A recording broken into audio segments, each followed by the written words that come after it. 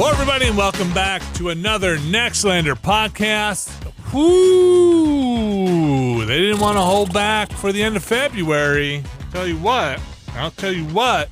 Here we are at the end of a quarter, Alex Navarro. Yes. And we all know the end of a quarter not only means, end of March. I heard you, Yes, Brad. we're about a month away from the end of the quarter. Yes. End of a quarter. We're nearing the end of a quarter, but doesn't mean fiscal announcements, let's say, aren't going to be made towards the end of a quarter. I don't know, man. Fiscal announcement feels like it is greatly underselling what we are talking about here, man. If you're, let's say, maybe a public company or you trade on shareholders and you're getting your books together, we got some announcements for you, both from Microsoft and Sony. Uh-huh. All good news, definitely. And hey, look, people are allowed to retire. You can, It's a little more complicated than that. So we're gonna probably jump in here, and we're just gonna start with the news that Phil Spencer is leaving Xbox Games, Microsoft. A career, how many years? 40-ish, close to 40. 38, wasn't it? I think. If you're talking total games time, yes, I believe it was in that range. 38 at Microsoft, I think. I believe 38. That's a long time to be at one company. Yeah, that's right. Over 38 years at Microsoft. Let's run down Phil Spencer. That's the news. That's first of all, that's the headline. Phil Spencer's Welcome leaving. to the Spencer cast. Okay, here we go. Yes. Phil Spencer. I wrote down a brief timeline here. We got Phil Spencer joins in 1988 as an intern. Apparently, this was according to like Wikipedia. He worked on things like Encarta, whatever, working around 19. You can imagine what the 1988 Phil Spencer might be working on there. Right. Joins the Xbox team in 2001 during the launch. Xbox launches 2001. He's there. Now, Part of the team. Becomes the GM of Microsoft Studios in 2008. The 360 launched in 2005. Yeah, real quick, I had always gotten the impression he was a developer at some point, which I think was maybe not actually ever the case. Is that true? I don't know. I don't think so. Those years between 1988 and 2001. Yeah, he was working on project. The lost years of Phil Spencer. I apologize. I've been down with a stomach bug this week. I'm not as well read on this stuff as I would like to be, but yeah, I had always I had this idea that he was a programmer, like he was in the trenches working on like games like a developer, but I think that was maybe not his fault, to be clear. I'm not saying he said that or anything, but just kind of maybe a bit of the Phil Spencer is like one of us mythology that grew a little beyond what was actually the reality.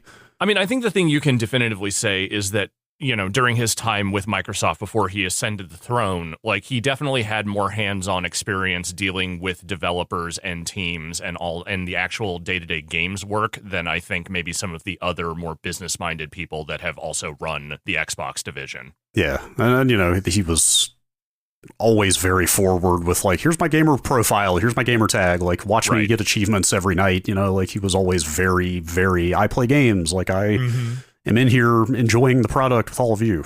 I have the t-shirts. Look at them. Yeah, I mean, I think he's a technical guy. I don't know if he is a actual engineer or coder, right? And definitely loves games. He certainly put on that persona. I think I think is genuine. If that was a put on, then he has really taken us all for a ride. Then he is an exceptional actor as well. Yeah. So we have Xbox launches in 2001. He's there on the team. Xbox 360 launches 2005. He becomes the GM in 2008. Now, look, we all worked at corporations, or we did here. Plenty of people listening also know this. Titles really, I'm going to say some titles here. Who knows what they mean, right? Titles. Right. Yeah. I'm going to say a lot of things. They may have changed while he still had that title, Okay, so that's general manager of Microsoft Studios, correct? In 2008 is what you're talking about? Yeah, I would guess that's basically GM of internal development. I think Microsoft Studios at that time was all of their internal teams making games. Yeah, so he, and now, remember, Matrick is there at, senior VP of Xbox 360 and PC gaming during this time as well, right? And this is post Jay Allard, right? Like it went from Allard to Matrick. Well, Allard wasn't wasn't the guy running everything. I mean, I think it was Robbie Bach was the guy over everything. That's right. Like it was through the original Xbox. It was like Robbie Bach, Seamus Blackley, Shane Kim, I believe, Peter Moore. Were kind of, and Jay Allard were kind of the big names in Microsoft through 360. Well, some of those guys. The initial wave of 360 stuff left, a little earlier, but then, it was. I mean, it was around Kinect is when Matrick really, the Matrick era began. So I bring that up because Matrick is there, right? Like you're saying, during the Kinect, and will be famous for his Kinect and what is his whole like let them eat cake, let them play off. Yeah, well, we have a console for you. It's called the Xbox 360. That was a few years later at the launch of the Xbox One, but yes, that was probably the moment that sealed his reputation forever. Yeah, it's the faceplant that basically defined the arc of Xbox going forward. Like you could credibly argue that they have never recovered from that moment. I still argue it, yes. So this is where some of the title stuff gets a little weird. So again, Spencer's GM of Microsoft Studios in 2008 becomes VP of Microsoft Studios 2009. Again, I'm not sure what these titles actually mean. Xbox One launches 2013. Don Matrick leaves for Zynga 2013. So tying into what we just talked about, shortly after that, 2014, Spencer basically becomes head of Xbox, right? He at that point, he is put in charge of, they have reorged and he's basically put in charge of all things Xbox. And then the Series X and S, they launch in, was it 2020? Yeah. And then he gets various promotions until 2022 when he becomes CEO of Microsoft Gaming. That is... Right. It's always weird. Like you said, corporate titles mean nothing, but like it's always weird to me for there to be multiple CEOs within one corporate structure. Like, I agree with you. Xbox is not a separate company. It is a division of a company that already has a CEO at the top. So I agree with you, but I also understand maybe why you have someone with that title in a division that is so singularly its own thing within a company like Microsoft. That said, I probably would call it something else. Yeah, I mean, it's like I said, it's all dumb semantics. Like you could call him president with the exact same duties just fine. Like it doesn't actually matter.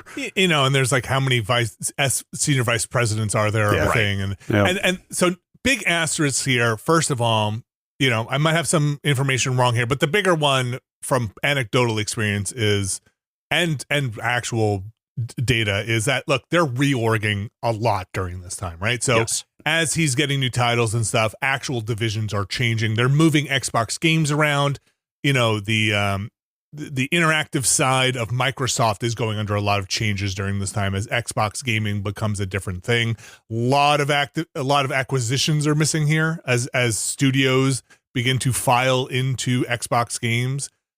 So he has, when we said 38 years of experience to see the arc beginning, I'm not going to say end, to current state of the Xbox console brand, right? Xbox gaming brand. That's a large body of knowledge to be walking out the door. Yeah, it is, but it's also a large body of knowledge that has, you know, I think as we will talk about here, ultimately that wasn't enough for what Microsoft and Xbox needed in the grand scheme of things. Because while we were talking about Phil here and we were talking about his tenure, which, you know, started on a bad foot to begin with because of the Matrix stuff, because of the position Microsoft was in when the Xbox One launched, and everybody basically just rejected that console out of hand because of the messaging and the sort of like vague way they were trying to promote things like the new Kinect, the TV stuff, everything. Like it was just a bad position to be starting from. And that is not me making excuses for where things went with Phil from there. But you couldn't, like, there was a lot of fixing up that needed to happen when someone stepped in. He was handed a shit sandwich. Like, there is no two ways about that. And it wasn't, yes, their messaging was terrible around that launch, but it wasn't just that. I mean, you know, the raw facts were the PlayStation 4 was more powerful and $100 cheaper. Yep. And didn't have onerous DRM requirements around it, even if those did get walked back before the consoles actually came out. Like, there was just no way. There was just no way. Like, and the PlayStation had a just enormous amount of of brand loyalty built up around it, Yeah. which they had certainly squandered some of over the course of the PS3, but still, like, people were primed to love another PlayStation, and when they came out of the gate with like that much stronger of a consumer forward, like, hey, this is the better deal kind of message, like, there was just no way. So and like the 360 did very, very, very well. I mean, but I think I agree with you, Brad. I think the PlayStation still had an install base across Europe and Japan that was envious. Well, and that's the thing, right? Is that the PlayStation came out with the right messaging, it came out with the right pricing, it came out with the right momentum behind it, and the best that Microsoft could do was try to stanch the bleeding as best they could. And the one thing I will give Phil Spencer 100% credit for, at least as far as like overseeing a thing that made the situation slightly better, is I think honestly the most successful launch he was a part of was the Xbox One X. The mid console refresh actually did some work to change the reputation of a console that was badly flagging. I'm not saying it like made it a juggernaut again, but it suddenly felt like, okay, Xbox isn't dying all of a sudden. Suddenly they have something that feels like, okay, now they are competing a little bit here. Yeah, like the one thing I will say, like, unabashedly for him is that hardware under his tenure was excellent. Like the One X and the Series X are both like very, just technically on a technical level in terms of execution, like how powerful they are, what the system software is like, blah blah blah. Like all of their hardware level efforts have been very good since he took over. But that's obviously that is not enough in today's market. No. On top of that, I'm just going to say the problem is that as great as those hardware launches were, halfway through this current console generation, they basically de-emphasized their own hardware with their, everything is an Xbox messaging because of larger problems that could not be solved by just getting more boxes out there. So I think the other thing I will give Phil personally is after what happened with the messaging and what Microsoft was going through with Don Matrick was he felt like he had a way to communicate to the people who played games that let them feel like there was a hand on the wheel from somebody who got it, right? Like, hey, I understand games. I love games. I play games. I know what Halo is. I know that Halo is more than just a line item on a spreadsheet. I'm passionate about games, and he could communicate that very well. Yeah. I don't know where things started to go awry. I know this is a bigger picture thing. This is a 20,000 foot view thing. Yeah. Was it in the growth expectations? Was it in all the studio acquisitions? Was it in how big can we make first party? I don't, or what's the cadence of games we need to put out now after we have, Bethesda and, we have id and we have all of these studios that we're acquiring and blowing up. And how do we how do we manage live service, right, in this environment? What's going on? But yeah, to where we are today, Xbox is in a much, I wouldn't say, well, I don't know. What do you guys think? I'll pose the question. Worse position than they were coming into the Xbox One launch era? Yeah. Or 100%. 100%? Yes. Not well, I mean, it's a pretty low bar though. Well, I think Game Pass was a big hit initially, and now we're looking at the reality of Game Pass, right? Like now, I feel like Game Pass was maybe, it's obscured a lot. We didn't really know financials, but it seemed like a beneficial thing to the consumer. And it did, in much the way that Movie Pass did, and much like Movie Pass, I get the impression that this was something that was born out of not a lot of long-term thinking. I think I would disagree because I think it's tough to be running a console division that's part of a corporation of the size of Microsoft with the market cap they have and the range of services and products they deliver and the growth demands. Well, not even more than the growth demands. It's that there's going to be a larger strategic vision across the company coming down from the top that you have to find a way to align with, especially when you're running like. This is a company that basically services business needs, except, here's this division that makes video games. Like, it's just kind of a weird fit. And like, well, that's especially true now. Like that's been the whole Satya Nadella story or era of Microsoft is the transition from like boxed goods to a services company. Yeah. That are largely platform agnostic in a lot of cases. And so like the Game Pass thing and frankly, the later, everything is an Xbox thing both feel like they are downstream of the, hey, we are a great point. Yeah, services company that services that provides cloud compute and Office products that run on anything in a web browser and stuff like that. Like, it very much feels like, and who knows where that stuff started. Like, Game Pass may have entirely been the brainchild of Phil Spencer and the people around him, but still, there's probably, I'm sure there's a, I can't think right now. What am I trying to say? Like, kind of an idea of working toward the people above you, even if they didn't say, hey, go make a game subscription service. Like top level mandate. Yes, like, it's like, hey, this is more likely to get greenlit. Like, hey, we've come up with a strategic initiative, and the top brass of Microsoft is probably more likely to approve it because that's aligned with the stuff they have been preaching already, even if they didn't dictate that we do it themselves. Well, so when I say that I think there wasn't a long-term thinking in it, what I mean by that is it does not seem like they had a plan for what would happen if that number ever plateaued. Yeah, okay, yes, that I will agree with. I think what is there's got to be some name for this in business, right? This is just kind of like a YOLO philosophy, right? It's just it's the short-term gain philosophy. It's or more to the point, we have no idea if this is going to hit, but we're just going to throw everything at it. Yeah. In the hopes that it hits, and if it doesn't, oh shit, I guess we'll figure that out then, except, by the way, I'm just one executive, and I'll probably deploy a golden parachute by then and end up somewhere else anyway, so it's somebody else's problem. That's like early, like half joking here, but that's like early stage shittification, right? Those are the golden days when you're just like, hey, we're doing this at any cost, even though we're not maybe being profitable or we don't know what the total outcome is until you have to be like, how do we juice it, right? How do we...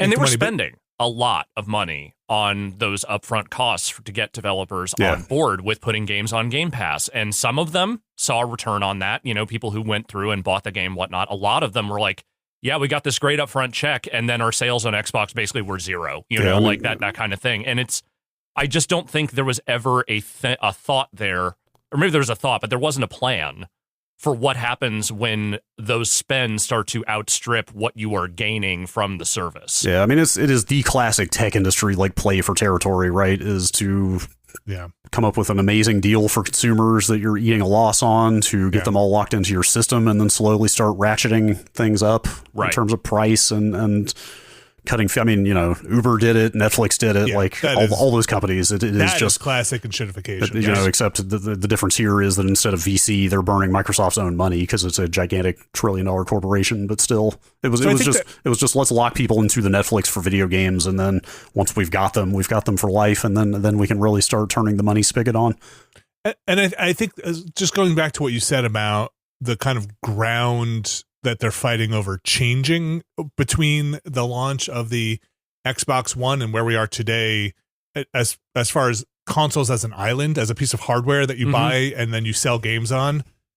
You're totally right. It didn't even occur to me that the top level Microsoft product basically became a service, and it wasn't a disc. It wasn't a buy Windows anymore. These are now, like you said, government contracts that are worth millions and millions of dollars. It's all the Azure stuff. It's some of which are getting you boycotted by specific movements. It's international, right? Yes, it's political in nature too.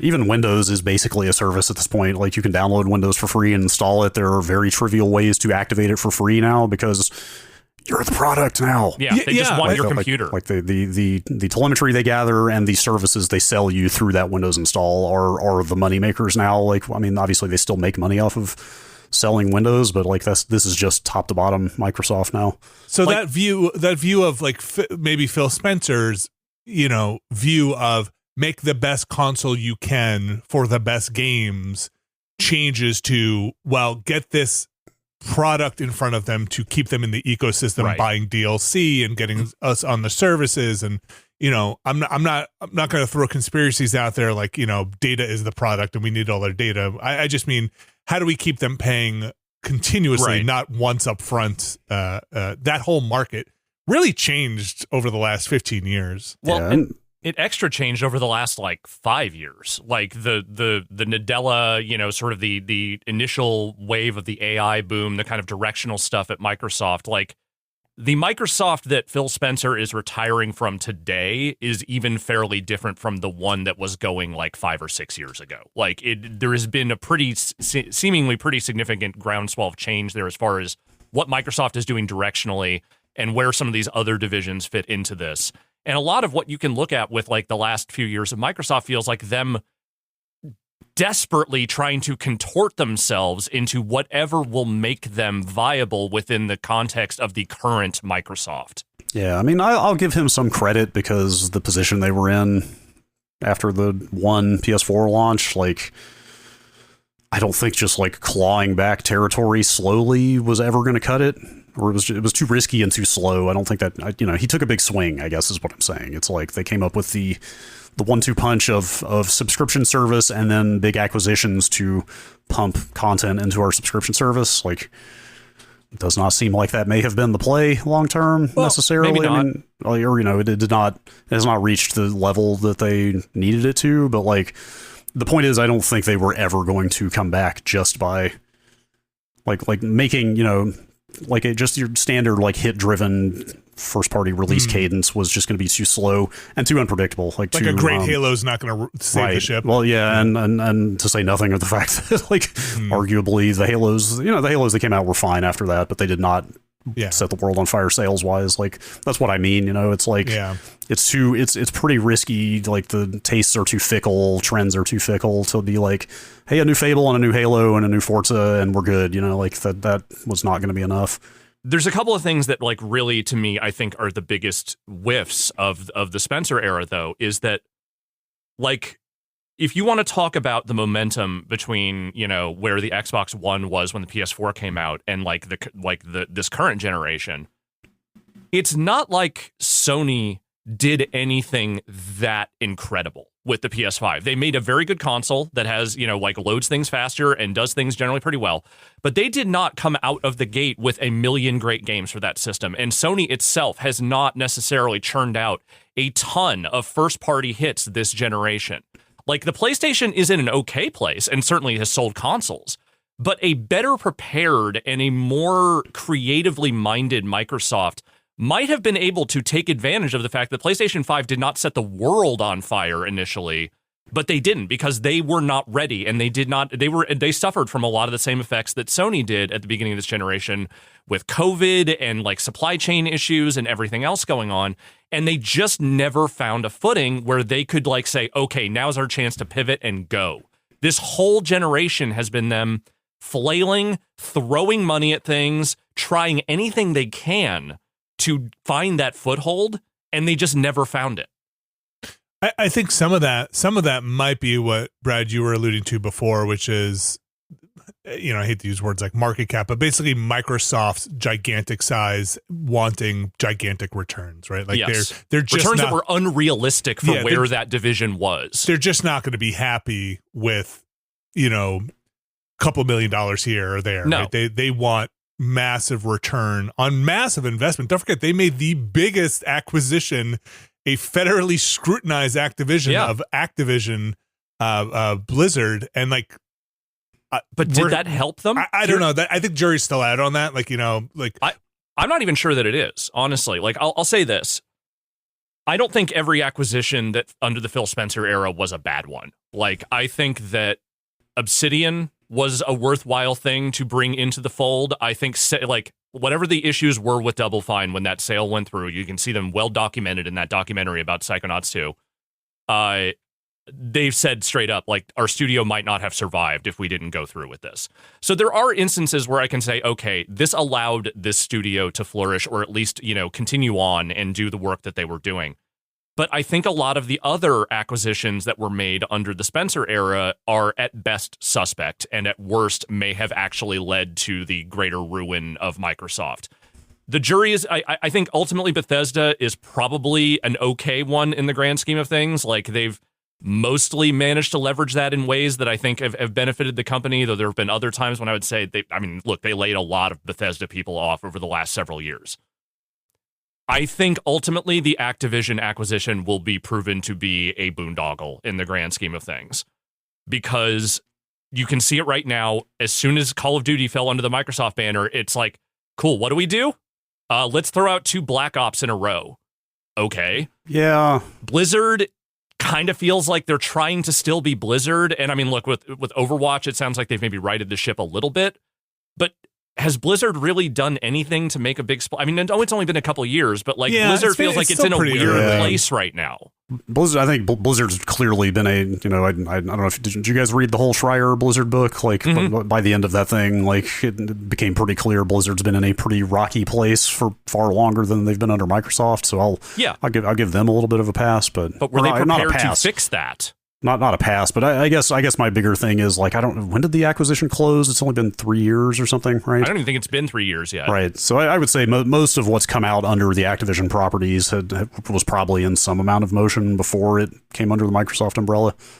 Yeah. So I think some of that will remain to be seen, but that's my prediction is what I'm saying, is that ultimately based on where we are at and the fact that the person most directly responsible for, making the gears go on this sale is now retiring, after just a couple of years since that deal was made.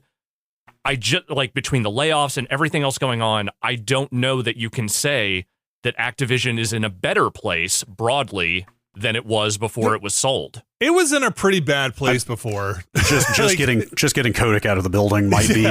It was in a rough spot. Now I'm not saying that things also things across the industry have been really bad, right? Like have been. It's not just Activision. No, by no means. It's not just Activision, but like Activision, something needed to be done with Activision. So I like I said, I think for me personally, TBD on where that stuff all goes.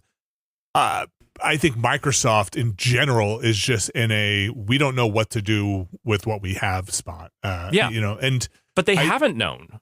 They haven't known. That's been the problem, is that over the course of the Phil Spencer era, it feels like they've taken a lot of swings, but it does never really felt like they knew whether those swings were going to connect or not. Felt like they were taking huge jumps, trying to make things happen, and were just hoping that things would kind of shake out in a way that would be beneficial to them. I'm not saying there was no business-minded thought going into any of this, but it really does feel like you can't really call a lot of the Phil Spencer era a success in the grand scheme of things. Certain things improved. Certain things kind of got back on track, but they've never gotten back to where they were pre-Xbox One. And I don't think they ever will. I think what they had with the Xbox 360, I think Xbox was, them figuring it out. And I think they tried some stuff. It was mildly successful. At least they got shooters on consoles. That was a big deal. Like Halo was a big deal. I think they did well enough to make a second console, which is a hard place to be for a new console maker. And I think the story of the 360 and its success is Xbox Live, right? I do think that is the thing that made where we are currently with consoles is because of the 360 and Xbox Live. DLC and downloads, how they leveraged it. Yeah, right. They were up there being like, this is the future. You will download games. You will download content for games, for better or worse. We are going to allow you to buy a game, then continually sell to you during the lifespan of this game. You'll talk to your friends through a headset. You'll press two buttons to get into a game with them, and it'll you'll just play 1 work. versus 100. I mean, a friends list, right? You'll see your friends on there, like the avatars, all that stuff. Unifying this space, and again, better or worse, I'm not here to advocate for all of this, charging for that service, right? To be like, hey, we're for the convenience of having one space. And I don't know when cloud saves became a thing. I don't remember in the Xbox Live. Late 360. Okay. Very late they 360, added it I think. Later on. All of that stuff was Microsoft-led initiatives that then everybody caught up, Nintendo fairly late, but then everybody caught up to and then kind of ran with it. And now we take it as table stakes in terms of, hey, if we're putting out a console, of course you're going to have a friends list. Of course you're going to have trophies and achievements. And of course you're going to have all this unified stuff. DLC, of course you're going to be, selling all this stuff. And I don't think Microsoft knew what the next thing was in terms of how do we make our platform unique? And they had that in the 360 era, and it kind of worked. It just was.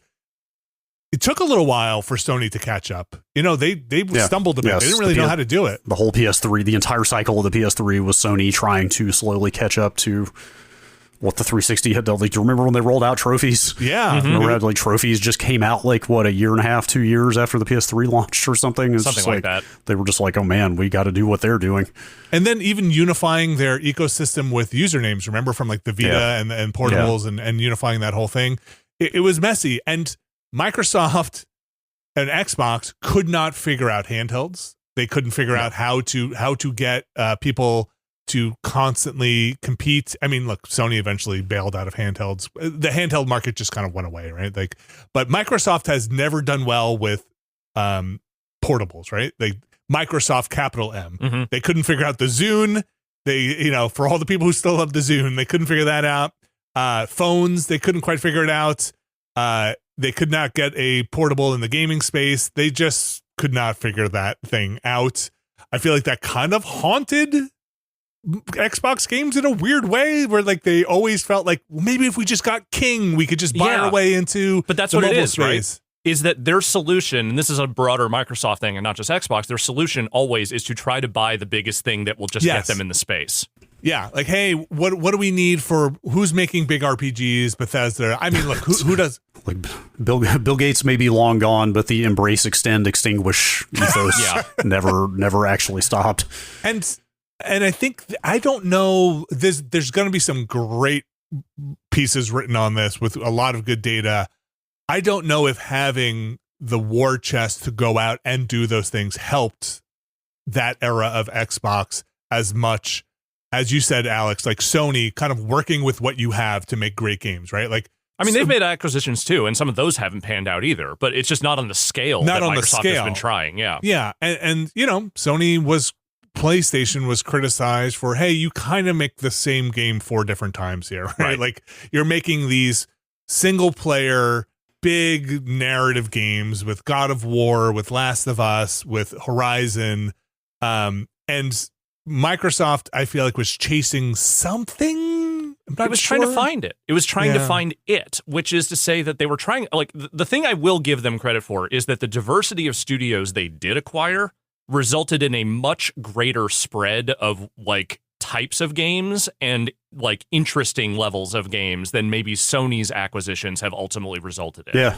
well, you're not wrong. Like, it's kind of hard to see, like, a South of Midnight coming out of PlayStation these days.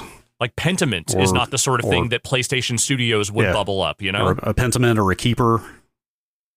Yeah, but I think, you used to get fun stuff. To be clear, I'm they're talking about absolutely modern Sony, yes. Yeah, I absolutely mean, like, now. Like, there absolutely was a long history of Sony first party doing amazingly creative stuff, but that is sadly over. But I just don't think those are the things. I don't know why those things aren't the games that Xbox. Well, maybe it's the return again. Yeah, like, it's just not the money. Yep. Well, it's the return, but also, I mean, they've struggled to sell these games. Like, they are struggling to get people to pay attention to what Microsoft is doing broadly with video games. Like, the whole everything is an Xbox initiative was very much I think we have to kind of just say it. It was a panic response to the fact that they were not selling hardware. The games were not selling the way they wanted them to. And they had no choice but to throw up a white flag in a very Sega-like way and just say, look, man, we need you to buy these games. Here's what we're going to do. And they never figured out the sales pitch to get people to perceive the things they were making as something other than a failing brand, a failing anything that is Xbox related. I think if you talk to any random gamer off the street, you would say, where's Microsoft? Where's Xbox at? And they'll just be like, I don't play that. I don't got an Xbox. I mean, you do because you have a PC or you have a fucking smart refrigerator or whatever it is you can play Xbox games on now. But people aren't thinking of it that way. Like, that messaging has never really taken hold. And so people who own PlayStations are like, cool, I guess I can play these Obsidian games now. But they're not thinking of it in this context of, like, it's great, man. Xbox is everywhere. The thing in the context of, like, cool, I super don't have to buy that system anymore because all this stuff is coming on the console I already own now. Yeah, I agree with you in the respect that definitely folks who had just written off Xbox are like, yes, now I get the best of both worlds now. Yeah. Xbox made headway. It was a questionable decision. I still don't think it was the best decision, but I know for sure they sold units by splitting the X and the S, right? They did come in a little cheaper, and those things did make it into the hands of people I know because they were like, it's a cheaper console, system, right? Yeah. So for me, who is like at I don't know what percentage you want to put us in, but hey, we're going to buy every console and we're going to buy the best one we can, right? For me, that always felt like, yeah, but your first party games are going to be compromised because now you have to cross develop for a weaker system. You might not be as feature rich on a game. It always had this lingering thought seed, whether it's true or not, of did you have to make compromises to get the run on your Series S? I feel like that conversation kind of stopped happening at a certain point, though. Like, people really stopped talking about the S for the most part and anything related to development around it, because once the everywhere is an Xbox thing kind of took hold, like, no one ever really... I haven't heard anyone even bring up the Xbox Series S in probably like a year at this point. I know, Brad, you still use yours, but like, I just feel like that thing has not been a topic of conversation at all. I would have to go spend more time looking this up, but after Baldur's Gate, and they started maybe relaxing parity features on the X and the S. I don't know if that trickled down to other games coming over as well. What was the thing there? That was they didn't have local co-op in because of that. Is that correct? I believe it was split screen local. Yeah, not to get off on a technical tangent here, but I think it was always like graphical stuff that was a problem there. Like, that would just probably have been a situation of we can't run 4 viewports or whatever it is on this weak console. But I feel like the examples of that were relatively few and far between. Yeah. Again, it might have just been more a perception than a reality of hey, you know, what are you doing to make this run on your thing? You're right. I don't know all the technical specifics. Maybe you're just turning down some of the lighting and you're just kind of running it at a lower resolution, or maybe a better gauge is to look at what Sony's been doing. And I feel like we're not necessarily seeing like wildly more interesting or robust stuff on the Sony side that Microsoft's not able to do because they have to service a weaker hardware target. I don't know. I thought Sony's curated output was better first party than Microsoft's curated output. I just didn't get attracted to the bigger marquee things on the Microsoft side. I thought Halo Infinite was like okay, but not. I mean, that's, if you want to talk about one of these singular failures of this era of Microsoft, I think Halo Infinite is like, if not 1, then is 1A, because that is about as hard as you could fumble a bag as far as franchises go. Not because like Infinite is like not because Infinite is like a horrible game or anything. It's not. It's just so mid, and it was not what it was the least thing Halo needed at that time. Even a bad, broken Halo, I feel like would have gotten more mind share than the completely unremarkable Halo Infinite that came out, and it just no one cared. It didn't do anything, and that's a franchise you can't walk in with nothing with. Like, it has to do something for you. Yeah, I mean, kind of much like the bigger console story where they took swings at Game Pass and acquisitions. I feel like Halo was one where 4 and 5 they just made more Halo games and they were okay, but not, you know, like they just didn't set the world on fire. So then they were like, well, shit, we need to do something. We need to take a bigger swing on Halo. Yeah. What about open world Halo? Let's give that a shot. And clearly they did not get it there. No. But once again, they correctly identified, hey, we need to do something different with this. Yes. They just did not execute.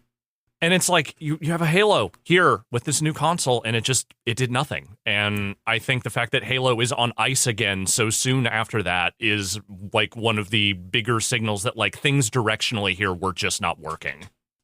Yeah, so I think for me, and I liked a lot of what they put out, don't get me wrong, but a lot of it's just started to get a little long in the tooth or become directionless. I think Halo Infinite is a good example of that. Rudderless. I think, a little rudderless. I think, you know, not that this would have saved the day, but like a new State of Decay might have gotten me a little excited, right? Like, I think Psychonauts 2 was very, very good. I really enjoyed that game quite a bit. Like, more like that. I kind of fell off. That's a game that was 80% done before when Microsoft bought them. So I really like Grounded, right?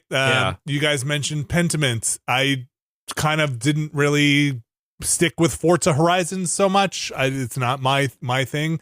But I thought Flight Simulator was awesome. Their return to form. I thought they're releasing another Flight Simulator a couple of years later. Maybe not as great. Not so great. Yeah. Yeah. So like, what else did they have? Senua's Saga. Like, I mean, Yeah, Hellblade was Hellblade. there's another like we got Ninja Theory. Now Ninja Theory is just making stuff. I don't know that Hellblade was ever the thing I really wanted from Ninja Theory, but some people really like those games. Yeah, I like the first one quite a bit. But Yeah, like, Sea of Thieves, right? That's a good one. That's one that took some time to find its footing, but I'll give them credit. They gave it the time to find its footing. But yeah, I don't know. I like the Phil Spencer era on its face, like the public facing side. I like Phil. I like when he talks. I like hearing him talk about video games. I feel like he does message a little bit. It got a little bit weirder later on in the last like 5 years, I'd say, where Yeah. it did feel like he was kind of more trying to appease corporate interests than maybe Yes. figure out exactly what was best for the people playing the games. yeah, I mean, I have to assume his life got harder once Game Pass growth started plateauing. Yeah. Yes. But So it's interesting. The last thing I kind of want to say on just the general Phil Spencer vibe and era is that before we went and recorded this last night, I was watching some of the old interviews we did with Phil when he would come by for the E3 couch and he would do his one-on-ones with Jeff. And I hadn't watched those in a while. I always really saw it as like kind of like a big flag thing of like, yo, check it out. We got the head of one of these platforms on the show because the other ones would never do it. And I always, it was a real feather in my cap as far as I was concerned of like having him on there and doing those interviews because they were also fun and they were informative and he's a good talker. Like that is the thing you can definitively say about Phil Spencer is he is charming and knows how to talk some game as long as the person he is talking to knows what they're talking about. and can talk about the history, right? Yeah, like totally. legitimately, yeah. But the thing I kind of came away from it, like watching a couple of those and kind of getting the like a several years later view on it, is that the thing Phil was really good at was answering the easy questions. Like Phil could just spin a yarn about anything about, like basic development stuff, basic game stuff, talking about old franchises, whatever. But when you kind of pressed him on some of the bigger issues, the thing he was talented at was giving you what felt like a substantive non-answer. Like he's very good at doing the kind of soft shoe routine around why are so many broken games coming out? Well, it's complicated. I understand where people are coming from. It's kind of complicated, like he would do a lot of that. And I think that's ultimately my opinion of the Phil era is that he was a very good talker. He was very charming. But when it came to the more substantive stuff that came around his job, it's not that he didn't necessarily have answers for that stuff. What he could do was kind of dance his way around it and get you to some other topic or some other thing to focus on. But he did not always have answers for the real substance stuff, and the best he could do was kind of charm you away from it. But he did come on the show. And he did come on the show. You gotta give him credit for at least trying to get out there and come on a dumbass couch, sometimes in the middle of a dumbass show. Because you said, other people weren't doing that. Well, other people weren't doing it, but I think the thing Phil recognized was that there was an avenue there, if not explicitly with our show, but with these kinds of shows, where he could present a different vision of what it's like to talk to a gaming CEO, where he could give like his sort of hold court, because I think he also knew the other ones weren't doing it, so it was kind of like an empty space for him to fill. That is not me saying he didn't enjoy coming on the show or that I didn't want him on the show or anything like that. I think it all worked out very nicely. But in retrospect, I almost feel a little bit responsible about normalizing Phil for an audience and making him kind of giving him that presentation of look at what a man of the people I am. Because in the ensuing years, the number of people he laid off and the number of bad things that happened at Microsoft just kind of make me feel a little icky about all of that. I think I can separate those things. I think Phil Spencer seemed like he was a person who worked his way up through a corporation and became part of the corporation in the end, but in the end, but also there could relate to people who also just liked games. And that was very different than a lot of the other people in charge of gaming divisions who were brought in because they were just straight business people. Yeah, that's one of the, I'm kind of mostly with you. Like that's just kind of the nature of the system. Yeah, it's I mean, better to have somebody in that position who at least probably is somewhat a human being than somebody who, like I guess that's basically what you're saying. Like those cuts are going to happen one way or the other. So hopefully he at least handled them in a relatively humane way. I don't know, and I don't think it's. I suspect, and who can know, but I suspect they weren't necessarily his initiative to do the cuts. I don't think at any point Phil was like lavishing the opportunity to fire people. I don't think that's him or his vibe at all, and I wouldn't ever accuse him of that. But I do think that at a certain point, we all, certainly I did to a degree, bought into this notion of, well, don't worry, there's a gamer in charge. You know, there's a guy who knows the games and is in charge of this thing. At some point, they're going to figure it out because someone who knows games is in charge. And I think the lesson to take away from all of that is it doesn't matter how good a game someone talks. You just need to look at the examples of what they are actually doing in their leadership position. Again, I'm not saying blanket Phil Spencer was a failure at Microsoft. I think there are things he did that were ultimately good for that division. But I do think in the grand scheme of things, you have to talk about the Spencer era as an ultimate failure to do what it was intended to do, which was get Microsoft back into a heavily competitive position. Yeah, it's hard to objectively look at the state of things and disagree with that. But I think there is, and we'll probably take a break and talk about this more after where they're going. Yeah, after the break, which is, hey, we'll probably never know what the choices that weren't made while he was there, until maybe you don't have Phil to kick around anymore, right? So we'll take up a quick break. We'll come back and talk about what Microsoft's plan is moving on. We'll talk about who is no longer there, who is there, and who has come in to steward that ship, let's say. But first, we're going to take a quick break. All right, we are back, and we have some more shakeup at Microsoft, or Xbox in particular, news here. We didn't mention much, but Sarah Bond is also leaving. Sarah Bond was president of Xbox, reporting directly to Phil by the time she's leaving. She had come from T-Mobile and McKinsey. She was a business person. She was at Microsoft for a while. Like, she was part of this team for a little bit. She was 2017. Yeah. So she had been there for a bit. She was a VP, and then she, like I said, president of Xbox. She is leaving alongside Phil. Mm-hmm. So that's the same day. Yep. I guess I get it. Some people might wonder, like, why isn't Sarah Bond moving up in this position? I think that was the focus of a lot of the reporting. Was not all, but some. Or I guess generally the sentiment was she seemed like the natural successor if Phil ever were to move on, because she had been kind of his sort of right hand, it almost felt like, or very much was like, or deputy, I think is a word you saw used. Yeah. I got the impression that it was like largely assumed. Like, I think a lot of people, at least on the outside looking in, basically saw it as like, eventually she will take this position. And she was the one, I would say even more than Phil, who, maybe not on the outside, but she was the one who had to push for that acquisition, make the case for that Activision acquisition, as the kind of business person there, and talk to Congress and do all that stuff. This is stuff that I think would probably come out in reporting of what happened inside, whether she was happy to leave, she didn't want to be there, or whether she was asked to, take a walk. Yeah, it seemed like it was not, maybe not voluntary from the initial reporting, but I feel like there's like more story yet to be told there, probably. Definitely. So it's probably going to take a little longer before we get a fully complete picture of how things went. I mean, here's what we do know is the stuff that has come out in the immediate wake of the people leaving is there was that story that ran on The Verge a day or two ago, which cited some inside sources at Xbox that kind of talked about some of the problems people had with the Sarah Bond and like kind of her tenure there.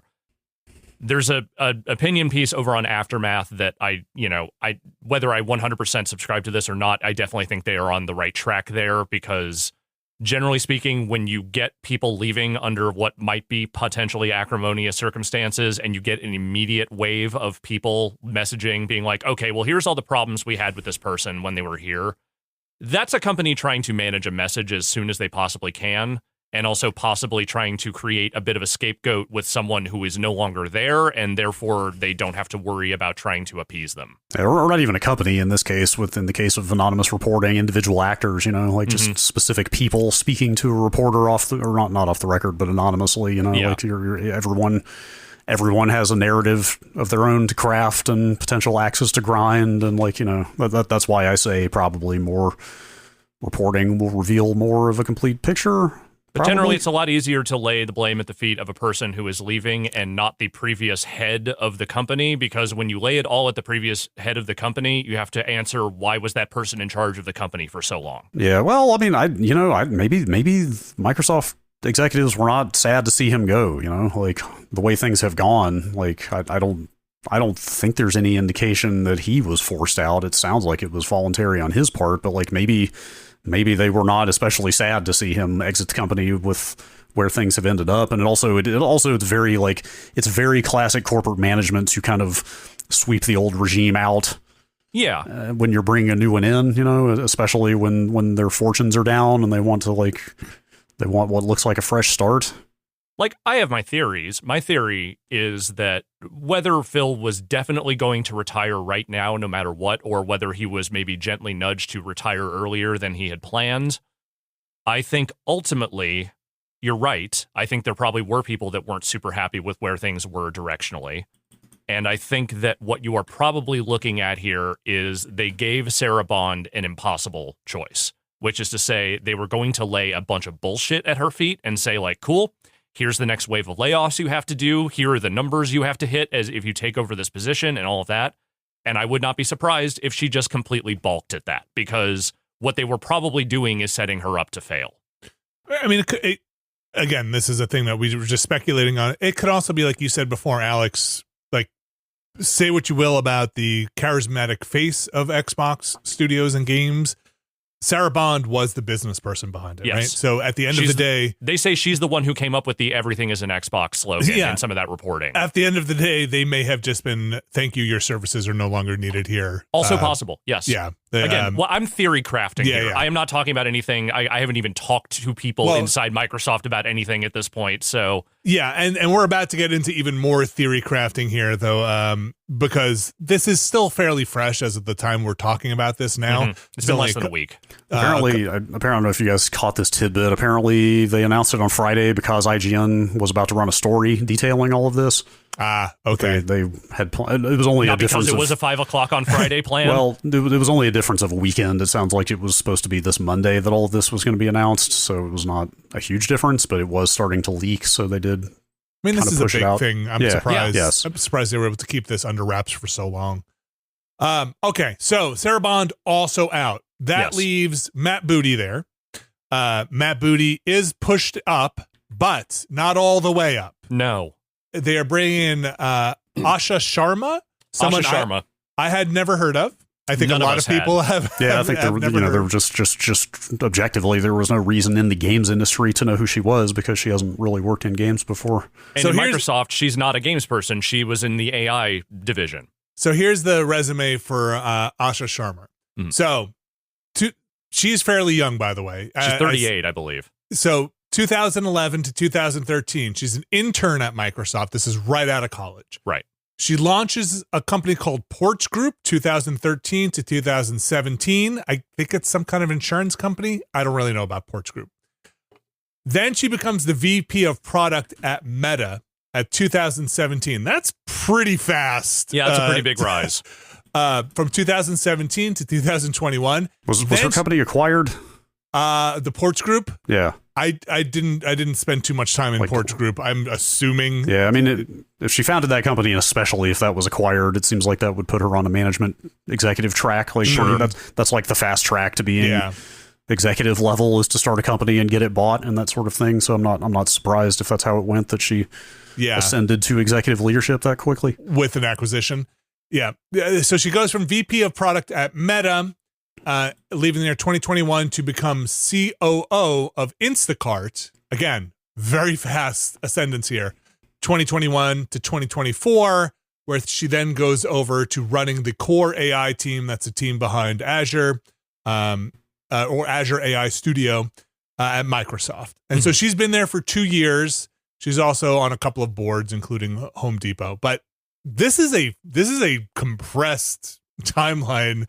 From, in 13 years, let's call it 15 years from graduating college to running Xbox. Yeah, that's now from the stuff that's come out, and a lot of stuff is coming out. It seems like they are on a blitz right now to put information out there, doing the kind of hey, my job here is, and I'm reserving some judgment, but I will give some of my opinion here of Asha basically saying, I need to come and I need to find out what's going on in Xbox, how the companies run.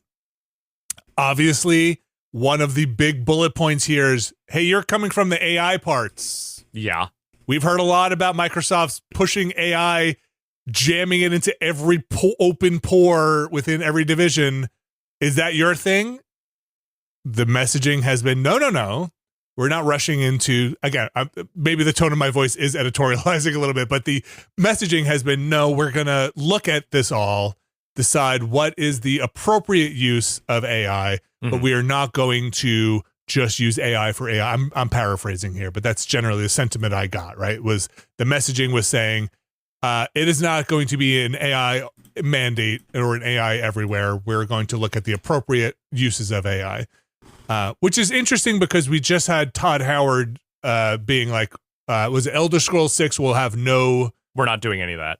Generative AI in its final product. I think the wording was pretty precise to not, get them in trouble later on. So the timing probably coincidental. I don't know. Yeah, well, I assume Todd Howard actually knew this was coming. Yeah, I'm sure he did. Also, as you say, it's not like she was on their AI product for long enough to have any real ownership over it. It's not been there for like 2 years. No, less than that. I looked up that like Core AI is the division she was part of, which only launched in January of last year, and she wasn't even there at the beginning of it. So like, the idea that I'm not making predictions or defending what her disposition is or anything here, but just the idea that she's like some dyed in the wool like AI zealot seems crazy when like clearly her CV is very much like moving from one executive position to another. Yeah. Yes, corporate positions, right? I mean, you can discern a little bit from maybe a little bit of the video footage that's out there of her giving some talks. There was one that was making the rounds where in response to a conversation about birth rates, she starts talking about how like AI might be able to help start with that. And I'm just going to tell you right now, doesn't matter if it's in the most scientific context imaginable. If you start talking to me about birth rates, I'm going to stop fucking listening to you, generally speaking.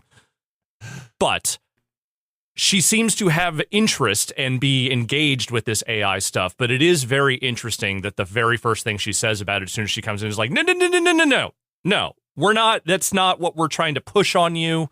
We're not going to force you to do any of this. That could change. But right now, she is doing the dance where she says, no. We're not changing your process so that AI is now part of all of this. Yeah, the only real, like, looking at her messaging, like her internal email, and I think some of the stuff she said on Twitter or wherever she was posting, just quotes that are floating around, like, I feel like I've seen her mention the console a couple of times. Like, hang on, maybe I should just pull up the actual wording here to see if I can find exactly how she said it. But the general implication was, it kind of sounded like maybe a shift away from the everything is an Xbox philosophy a little bit, like kind of a starting with our Xbox, we're going to.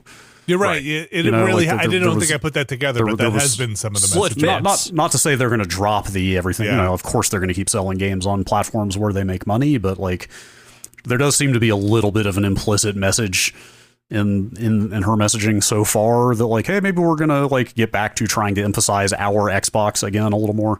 Well, if you believe that Verge reporting, it sounds like there are definitely people within Microsoft that think the everything is an Xbox messaging was a mistake. Like, that was one of the things they tried to lay at the feet of Sarah Bond and say, like, this was a foolhardy kind of, direction to go in.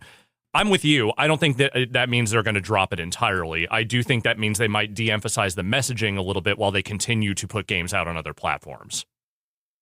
Yeah, I mean, this is not super relevant here, although to the extent that decision makers in society seem to be treating social media like it is relevant these days, I guess it's worth mentioning. But like, my read on a big chunk of the diehard Xbox audience is that they have treated this everything is an Xbox thing as like basically an existential crisis for the platform.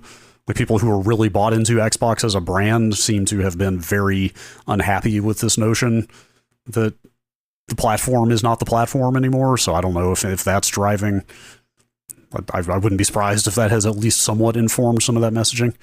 But I mean, the bigger problem is there aren't enough of those people who are dyed-in-the-wool Xbox brand ambassadors at this point, where like them being unhappy about that, it really makes a difference, I think, compared to what that sales they might be getting on other platforms. Yeah. So it's so early. It's too early to really even kind of feel the heat from any of this friction happening right now. For his part, Matt Booty is also basically saying, what is his new role? Is it Chief Content Officer? I think it is. Yeah. Basically saying like, hey, there is no mandate to use AI in terms of the AI stuff, right? Right. In terms of repositioning the marketing around everything as an Xbox, yeah, maybe distinguishing yourself from the previous regime is a smart play, but it's right now, I think everybody is just kind of putting their hands and knees on the ground to see if it's still shaking, to see what comes out of here as a pretty seismic change. As much as the AI stuff is a little worrisome, I mean, again, she's out there basically saying, look, this is not going to change the way we do development or anything right out of the gate here. So, I mean, there's reason for trepidation, but right now it doesn't sound like anything drastic is happening. I think the bigger thing than just the AI aspect of this is that you are putting a 38-year-old woman who has been at your company in an executive role for not very long in charge of one of your biggest divisions. And I think that right now, the only reason this is happening is because you could not get Sarah Bond on board with whatever it is you want to do directionally going forward. I'm not going to go as far as what Seamus Blackley was out there saying, which is to say this means Xbox is straight up in palliative care right now. Yeah, I think I didn't even read all of his quotes. I mean, I've been face down all week, but his stuff seemed a bit alarmist. Didn't he basically say, like, yeah, she was brought in to kill the brand or to sunset the brand or something like that? Yeah, I'm not 100% on board with that messaging, but I do think he is getting at something that is true, which is that you do not put a person with this experience level and this lack of experience with this division in particular in this kind of role unless you don't have any other choice and you are just trying to stanch, like you said, bleeding. And I think that what is probably happening here is Xbox is going to look very different in a couple of years if everything holds as it currently is. I think they will still put out another console. I think that assuming anyone gets to put out another console, I think that it will happen. I think that unless it is a somehow runaway success, what you are talking about with the next console is probably the last Xbox console as we know it. This is a person, this is a stopgap solution. Yeah, they're throwing a person in there who doesn't really know this business, and they are just hoping that something will stick. Yeah, I agree, although I think that was always going to be the case no matter who was in charge at this point. I feel like the brand is so much on the back foot at this point that if the next console doesn't do it, then they were not going to get another chance after that. Assuming, like you said, because who fucking knows at this point if there are even going to be video game consoles in 10 years. I mean, the way things are going. With the RAM shortages and the hardware costs skyrocketing and everything, like that's more what I mean is that like nothing feels like a given right now as far as what the next gen of consoles is going to be. Okay, here's my personal very subjective take on this transition. It has the feeling of you're going to bring in the person who is going to do the most disruption in this unit. The most unsentimental person. Yeah. The most unsentimental person who is going to possibly close down some studios that have like emotional value in them, right? Like the stuff that maybe Phil would have fought to try and keep against all reason. And stuff the audience will be like, what? Like you're shutting down id? You know, like be like, what? And you know, somebody who might be like, what have they put out? Give me the someone who just wants the raw data of it and will make decisions based on that. Yeah, why can't id and Arcane be one studio? I don't understand. You know, like who might look at it without some of the cultural stuff from like why can't you make an Elder Scrolls every 3 years? Like why isn't that happening? Is there what do we need to do to make that happen? Or like why isn't everybody just working on Elder Scrolls? Why is it Double Fine's last 3 games made how much? Right, yeah. And you have how many people working here? So that's the sense that I got. Now look, this is very, very, very weakly supported. It's just me, my experience in being in in a corporate environment for a little bit, but enough to be like, okay, look, this person has bounced every 4 years in from a corporate position to a corporate position. And she's not even that old. She has bounced a decent number of times for like where she's at in her career. 4 years at Meta, 4 years at Instacart, 2 years at Microsoft, and with the last year running this core AI team or so. I don't know if this is a long-term position to build a very emotional, like a very passionate team of people who are there.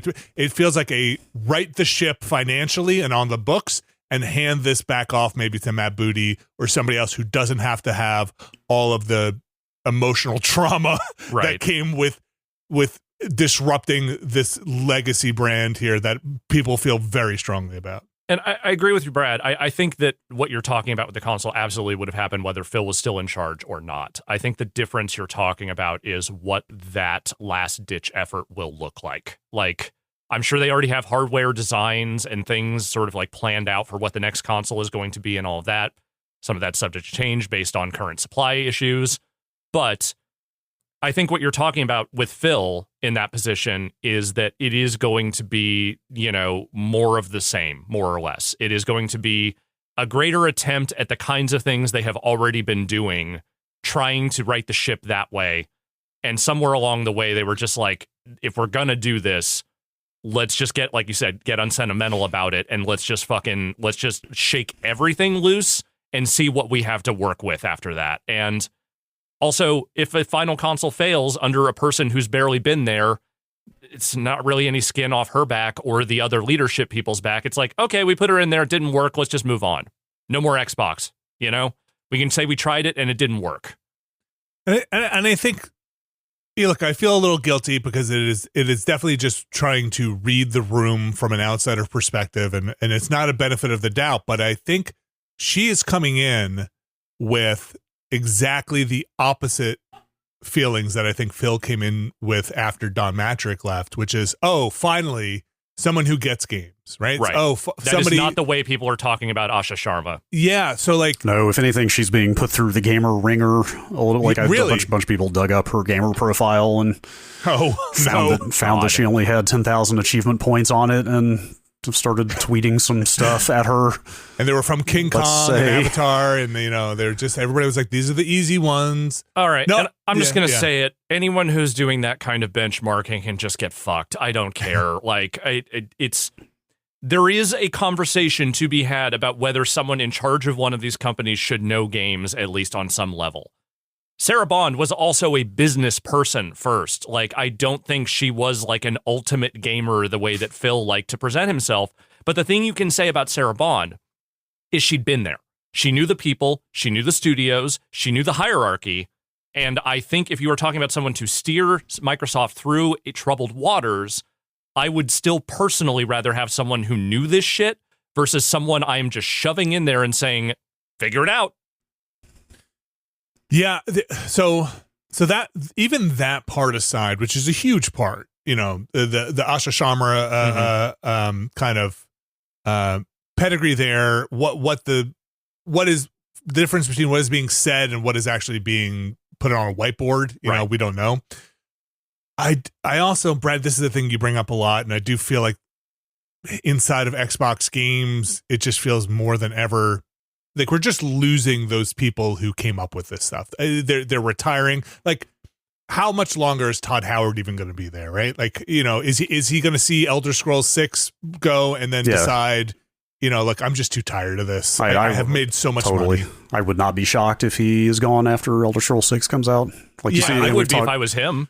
Like we've talked about, Greg Mayles from Rare was like maybe the last original Rare guy that was still around that just retired a few months ago. Like, yeah, we're definitely getting to that point where a lot of these storied studios and larger companies are like the founding era people are gone or about to be gone. And so that, to my point, that just leaves the post-acquisition people, right? Who have kind of been in charge, don't remember the culture of the place what their founding principles were, what their, guiding, what their North Star was, to steal business terms. But there's another thing that's attached to this, and this is not uniquely a Microsoft problem. This is industry wide right now. is that with all these layoffs and all these things that have been, all these people, this talent that has sort of just been drained out of all these different places, and Microsoft in particular, because of the sheer volume of layoffs they've done over the last couple of years, you're not developing a bench. When these people leave, who takes over? Like, who is the next Todd Howard? Yeah. No, I don't know. Are they coming in sideways from other divisions? You don't know. Like, we know who some of these figureheads are. Like, we know, who some of the people at id are. Like, we know who some of the people at Obsidian are and whatnot. But, like, who are the people coming up under them? And I assume they are. Like, some of these studios and some of these talents, I absolutely trust to have people they are developing. I think Obsidian is a studio that I absolutely trust to develop talent. But if you keep laying those people off, all that development is kind of for naught. And you're just left with people who are forced to hold the bag when everyone else is gone. And that is not an environment conducive to building the next generation of great game developers, I'm not saying this is analogous, but it is my personal experience. Look, we were all at GameSpot and we watched the people who were in charge of it for a reason, because A, they wanted to make money, but B, because they thought covering games was going to be a thing they wanted to do for a living, right? Mm-hmm. Or at least make a business and sell it. Be replaced with people who had really no experience in that space at all. And what a conflict that was, right? Like, what a weird ass clown show that became at that point when you just started hiring people to be like, well, this person was at Maxim for like 3 years and was great here. Or this person, you're talking about the leadership level. Yeah, the leadership level, when you're just like, and the staff being like, what the fuck? I've been here for 10 years. Yeah. Yeah. And you're just like, well, he did great things at here. It's morale-wise, that's a bit rough. Oh, it's rough everywhere. Anytime that happens anywhere, like, that is a morale killer. But it's especially, I think, notable in games, in the media space too, as you mentioned, but like in general, because like the generation that we came up in, and I think you can even say this for some game developers around that same time, are people who found their way into it. Not necessarily because it was their lifelong dream, but because it was an avenue to something that they enjoyed or just felt like a place to go. I didn't get into games media because it was my lifelong dream to write about video games. I got in because there was an opportunity. I loved video games, and I thought maybe this could work. The generation that came up after this, both for media and I think in development, are people who grew up with games, who were dreaming about making games for like their childhoods. They went to school to do this kind of stuff because that became an opportunity. That became an option for those people. And what those people have run into is an environment that did not meet the expectation of developing them and helping them like build into leadership positions. They've just been kind of stuck in the middle for a long time. Like, a lot of these figureheads were still around. Or, like you said, sometimes they get replaced with people that just wander in from Nokia or some fucking AI startup or something like that. And so they're just kind of stuck in this position where they can't really ever get above that rung. Yeah, I think, Brad, you said it before. What would you call it? The like corporate carousel, right? Like the executive carousel. Carousel. Of just people rotating, look, revolving in and out. Something that we could all relate to, and I'm sure our friends in development could relate to. But first of all, let me just say, if somebody came to me, and this kind of happened at CBS, and was trying to talk to me about streaming, who had never been on a stream, who had never hosted a podcast, who had never been, and be like, why don't you just do this? Like, why don't you just do this? Or why don't you do that? And like, I don't understand it. You just play games all day, right? Mm-hmm. That whole thing. Imagine talking to somebody, and I'm not trying to lay this on the feet of anybody. I really don't know. I don't want to say Asha Sharma is going to be. We don't know anything about her. What we know is what has come out since this news came out. If I were a fucking developer and somebody's going to tell me about shipping a game, and I've been working there for 10 years, 50, even 5 years, mm-hmm. the amount I've heard about how hard it is to get a game shipped from somebody who has not shipped a game would be a tough sell, right? Like, to be like, hey, like you said, Brad, I'm not saying this has happened. It's a very hyperbolic thing, but like, why don't you just put one out every year, right? Yeah. Like, I'm not saying that's going to happen, but there is definitely a thing where there's just an inherent kind of understanding when you've just done the thing. You've just done the thing, and now you're telling other people to try and make it work and do the thing, and you're like, well, you could just be like, this person's done it. They know what it's like. They've seen how destructive crunch can be. They've seen what layoffs are like. They've seen, people give 6 years of their life to a game and then have it fail, right? Like they've seen that. It's hard. It's just hard. I think that's what I'm saying is like, look, like my kind of heart goes out to everybody who's inside Microsoft's game studios at this point in the transition, because they probably also have no idea what the hell is happening. Dog, how many promises do you think they were made over the time that Phil was there that now they just have no sense of whether those will ever be kept or not? In terms of like how their job safety or like what their direction of their company was going to be, like what kind of projects they were working on, like everything that was probably told to them by Phil is probably very much in question right now. Is our game going to be canceled? Yeah. So I did pull up a list just to see what's announced and what's definitely coming out. Fable's definitely coming out. Forza's definitely coming out. Forza's definitely coming out. Gears of War 3 fucking better be coming out. I hope it does for your sake. That was on my question. Has to be. That was on my question mark list. It's been so long. Have we seen anything of that? Not just CG. They've never. I don't think they've shown frame one of gameplay from that thing. I don't think they have either. Does OD come out? Yes. Probably, right? Definitely. I think so. Dude, that's a deal, right? Somebody would be arrested for trying to breach Microsoft and burn the building down if that is way too big of a prestige thing for them to just kill. Probably a breach of contract in a weird way. Can you imagine the tears that Jeff Keighley would be shedding at the next Game Awards if that got canceled? Also, that person might be me now that I think about it, after how much I liked Death Stranding 2. Like, I really want to see what OD is. Yeah. I think Grounded 2 sees a full release. Yeah. I think Clockwork Revolution probably comes out unless something horrible goes awry.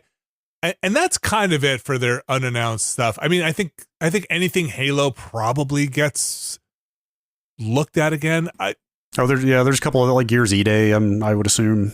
I assume that comes out. That's too tentpole to go after for sure. So, but there's other projects that are probably in the works right now that we don't know anything about. That's the stuff that I would say right now is very much in question. Yeah, I'd say anything announced is pretty likely to come out. Yeah, Kiln's coming out. I think it was really the reason I brought that list up.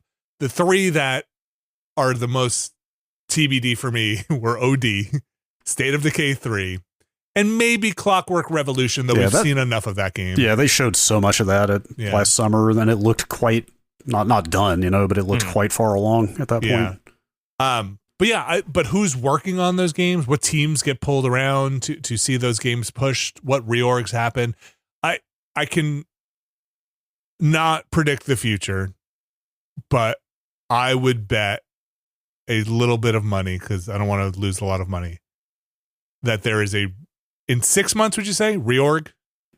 Maybe. Not too soon. It's not going to happen too soon. I think the rest of this year mostly goes on as it is. Okay. I think the reorg stuff you were talking about is post-holiday, because they, like you said, there are games that are in the hopper that are definitely coming out this year. That's stuff that is basically spent at this point as far as the cost and development goes. Like, it's just those games need fit and finish and to come out so they can make money.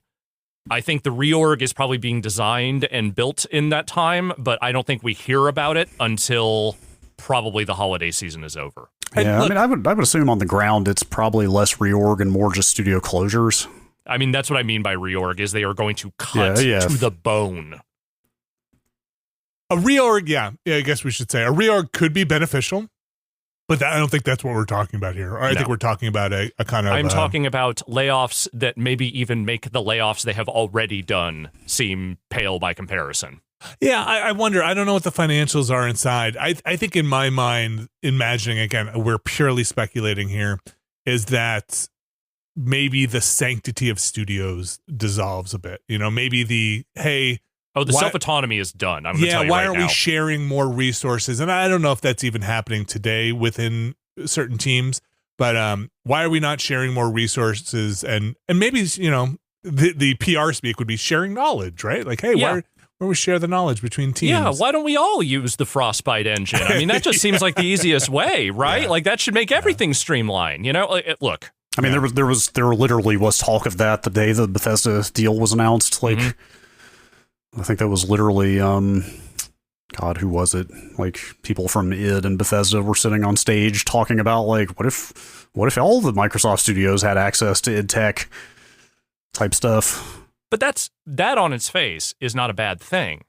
But I think the thing you're talking about is the greater autonomy. Like the idea that Bethesda is its own little pocket universe within Microsoft, or that Activision Blizzard its own pocket thing. That's the kind of thing that a Phil, who understands the perception of these studios, what their long history is, and what it kind of means to be a Bethesda game versus a Blizzard game, etc., protects, because he understands the value in keeping that aura, or whatever you want to call it, of those studios. And Asha Sharma has none of that, does not give a fuck about that. Or like someone will tell her probably something along those lines. Well, we can't say that for sure, but at least the pedigree doesn't seem to be there on the resume. She's definitely lacking in institutional knowledge. Whether she's lacking in the wisdom to listen to her advisors is a totally different situation. And like, frankly, that's not what I'm saying though. Frankly, this does remind you that like a big part of leadership is listening to the people under you who know what they're talking about and making informed decisions based on what they tell you. Well, so the thing I'm getting at, though, is not that I think people wouldn't advise her or tell her, like, hey, this is how this studio is perceived, this is why we give them this level of autonomy, et cetera, et cetera. It's that I don't know that she has to care. Like, she is being brought in without that foreknowledge or without that weight of knowledge of how people treat this stuff. If you're looking at it from a pure business perspective, the stuff that Phil is potentially defending there maybe doesn't matter anymore. Like to Microsoft. Like Microsoft maybe doesn't care about that autonomy or that aura or any of that. And it's just like, look, Call of Duty makes money. Why aren't these other studios that aren't part of Activision Blizzard working on Call of Duty to make more money? Why isn't Obsidian working on Elder Scrolls 6? What the fuck is going on here? These are the kinds of things you can do without that weight and without that sort of like long understanding and vibe of like how gamers feel about this shit. That's definitely a possibility I can envision, like a scenario where somebody was saying Phil was too sentimental, Phil was too close to a lot of these people. He was protecting too much that didn't matter, to the people above him. Yeah, right. I could envision that situation. Anything else you guys want to get at before we move on from? I mean, we're deep in the what ifs territory here, but that's kind of what I'm sure a lot of people are having, their mind fixate on, right? Like what happens now? Yeah, it's the least satisfying thing to say, but it's kind of a big wait and see right now. I do think we'll probably see, as far as these things go, or at least from our accounting of these things over the last 2 decades, more stuff will start coming out. You'll start hearing internal stuff come out. Somebody will do reporting, and you'll hear a lot of thoughts about what people think inside. Hopefully, if our reporting infrastructure is still sound, with outlets coming out of there. But this is a huge change, not just because Phil Spencer was head of this group for a very long time, and in some people's cases their entire time with Xbox. Well, he was the longest tenured head of a platform holder. Yeah, it's Doug Bowser was not there super long. Like there's the new woman in charge at Nintendo. Like Jim Ryan was only there for like a hot minute, and now there's a new person in charge. Like he had the longest run with any of these consoles. Yeah, and Reggie was pretty long. I don't know how long. I'm talking about there. Current. Reggie was there for a long time too. Like obviously, there were other Sony, there were Sony people that were in charge for long periods as well. I'm just saying currently. Phil also feels like the last face, right? From that era, absolutely. Yeah. Or even this era. Like I feel like we're just not doing on-stage press conferences anymore where people are walking around, or even like really, or really even pushing personalities as such, shamefully I can't even tell you the names of the heads of Nintendo and PlayStation right now. Right. Because they are just not public figures in the way that an Iwata and a Reggie and a Jack Tretton. Right. Yes. Or Peter Moore, Yeah. Even Andrew House, at least, he wasn't the most personable guy, but he was friendly. Phil feels like the last of the, used car salesmen of games, right? Who have to get up on stage and sell you their product, so that you'll, hey, how can I put you in an Xbox today? Yeah, of course. I mean, even that stage show era is gone now. Oh, so yeah. But he was a part of it, he did it. The question is, which Glengarry Glen Ross guy was he? Like, was he the fuck up Kevin Spacey boss, or was he the angry Al Pacino who was raging against all the idiots around him, or was he Definitely just not. sad sack Jack Lemmon? Which one was it? Who told you could game with men? Look, I got to launch this console. My daughter. Yeah. Always be gaming. Of course, wise words. Second place is a new Xbox controller. Third place is you're fired. What shirt does he wear on his last day? That's the big Phil Spencer question. On his walk out of the office, I hope he shows up in a polo and just says "fuck it." No t-shirts. Does it? It just says retirement on it. Is it a Voodoo Vince t-shirt? Is it a? I'm going to be honest. I'm kind of done with that whole bit with him. Like, I don't think it matters anymore. Like, Yeah. I stopped finding it charming a while ago. I don't think it was a bit, though. I think he was sincere about it. I think he genuinely cared about the franchises, but let's be clear. The t-shirt thing was a bit. He was doing it as a signal to the audience. Yeah, sure. Look, it was back in a time when we used to be able to have fun, okay? Yeah, it was fun. I'm not saying it wasn't fun. I mean, that dude, like, brought up King's Quest when they bought Activision, you know? Like... Like that is not the type of thing that is going to curry favor with enough people to be worth doing unless you genuinely just like King's Quest. Right, there's no reason to bring it up. I'll say it again. Whatever criticisms I have, Phil, it's not about whether he genuinely loved games or not. I believe he did. I just think that wasn't enough in the grand scheme of things. I think it's that games love Phil.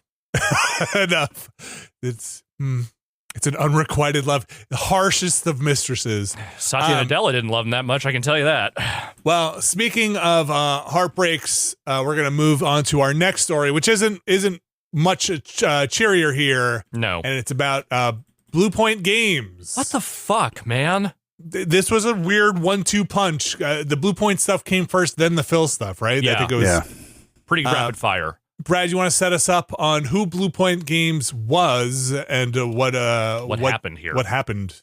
What they're saying happened. They've been closed. Yeah. Bluepoint was the studio that specialized in doing a lot of remake type work, remaster type work. Most recently did the Demon's Souls remake that came out alongside the PS5. Mm-hmm. I think they did the Shadow of the Colossus remake before that. They were acquired by Sony in, what was it, 2021, I believe? 21, yeah, according to the story here. So I guess they never shipped anything. I had thought they had been acquired before the Demon's Souls remake. But I guess that's not the case. So I guess effectively they never shipped another game after they were acquired before they were shut down.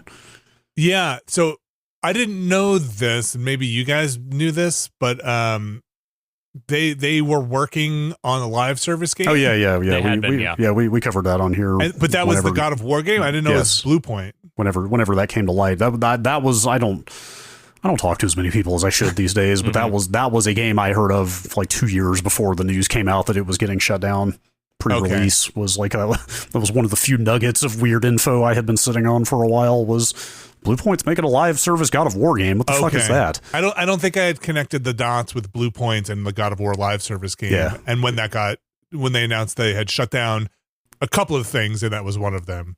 Yeah, I mean the narrative and look, there's probably a lot of truth to this, but also like public narratives get crafted based on partial information, and like there's often more nuance to things than is obvious, but the narrative is that they were acquired as part of the Jim Ryan live service land grab at PlayStation, and effectively are now getting pushed out kind of as that whole initiative has largely, or not entirely failed, but is partially failed.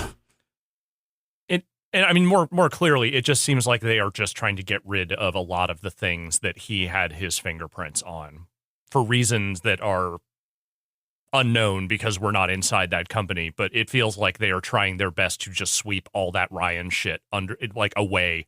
Maybe the Concord thing in particular was a sticking point. I don't know, but it does feel like they are just trying to erase what that guy did over his relatively short tenure.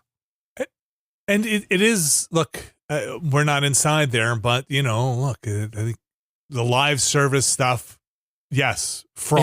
It hit a wall. Yeah, right. So, okay, you cancel that game, but I'll be damned if there aren't going to be remakes going on forever. Yeah, and Bluepoint can do it. Sony literally just announced a remake like a week before this news came out. They announced that God of War trilogy remake. that this studio probably could have been working on. Yeah. Like, it's fucking maddening to me because, look, I didn't like Jim Ryan that much as a CEO, but if you had asked me, gun to my head, what is a good thing that Jim Ryan did? I think bringing Bluepoint under the Sony banner made a ton of sense at the time. The stuff they were working on, what they seemed to specialize for them, like, that made sense to me in a way that even like the Bungie deal didn't make sense to me. Like, that actually felt like the easiest layup acquisition you could do. I mean, all acquisitions are inherently dicey, but like, I felt like, okay, you have a good reason to have this studio. You have ideas, there are things they can do for you that it makes sense to have them under your banner. To just shut them so soon after this, it's just gross. It is, yeah. It is definitely one of the more bizarre closures. I mean, we should be clear too. This is people losing their job. They're not just being reabsorbed. Yeah, they're shutting the into others. studio down. Yeah, And, I've seen mixed stuff out there about maybe some of the people at the studio might get moved elsewhere in Sony, but I'm not clear if that's actually accurate or not. According to about Bloomberg says about 70. Yeah, that's what I people saw. Losing jobs. So yeah, it's that's a bizarre one because of their pedigree in doing remaster work and A thing that Sony seems to still care about. Yeah, huge. Yeah, I mean, Herman Hulst's email says rising development costs, slowed industry growth, changing player behavior, and broader economic headwinds are making it harder to build games sustainably.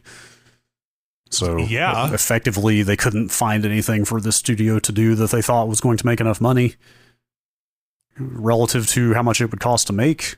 That feels like a real failure of imagination to me. Again, I don't know all the ins and outs of this, but just on the outside looking in, that feels bizarre. Yeah, I don't know. I feel like the big X factor here, which I am not certainly like well informed enough to really speak to, is like how much pie is there left to slice up in this space? Which way, the remake space? No. I mean, like the AAA development space. Oh. Like, is this actually just yet another milestone in the progression of AAA development, like withering studio by studio? Like you know, it's the classic thing of the the same 6 games are making all the money. That thing, right? Yeah. But what if you remade those 6 games? Like that's what I'm getting at. Is that situation just getting like I was seeing some numbers going around about Roblox in the wake of some of this news last week, making it clear how insane that thing is as an economic juggernaut, and like I don't have numbers in front of me. I'm just sort of throwing this out there, but like like is the belt just tightening further? Because it's been a while since we've been having this same 6 games argument or conversation. Yeah. And I don't know what the realities are. What do the graphs actually look like at this point for amount of money being spent on X, Y, and Z? It's definitely a real concern, a real question. Mm-hmm. I think Roblox is an interesting one from an anecdotal point of view, because I do feel like maybe the markets don't overlap as much as something like a Fortnite or something else, where like you the 3 of us are probably not going to go drop a lot of time and money into Roblox, but we might drop money into Fortnite.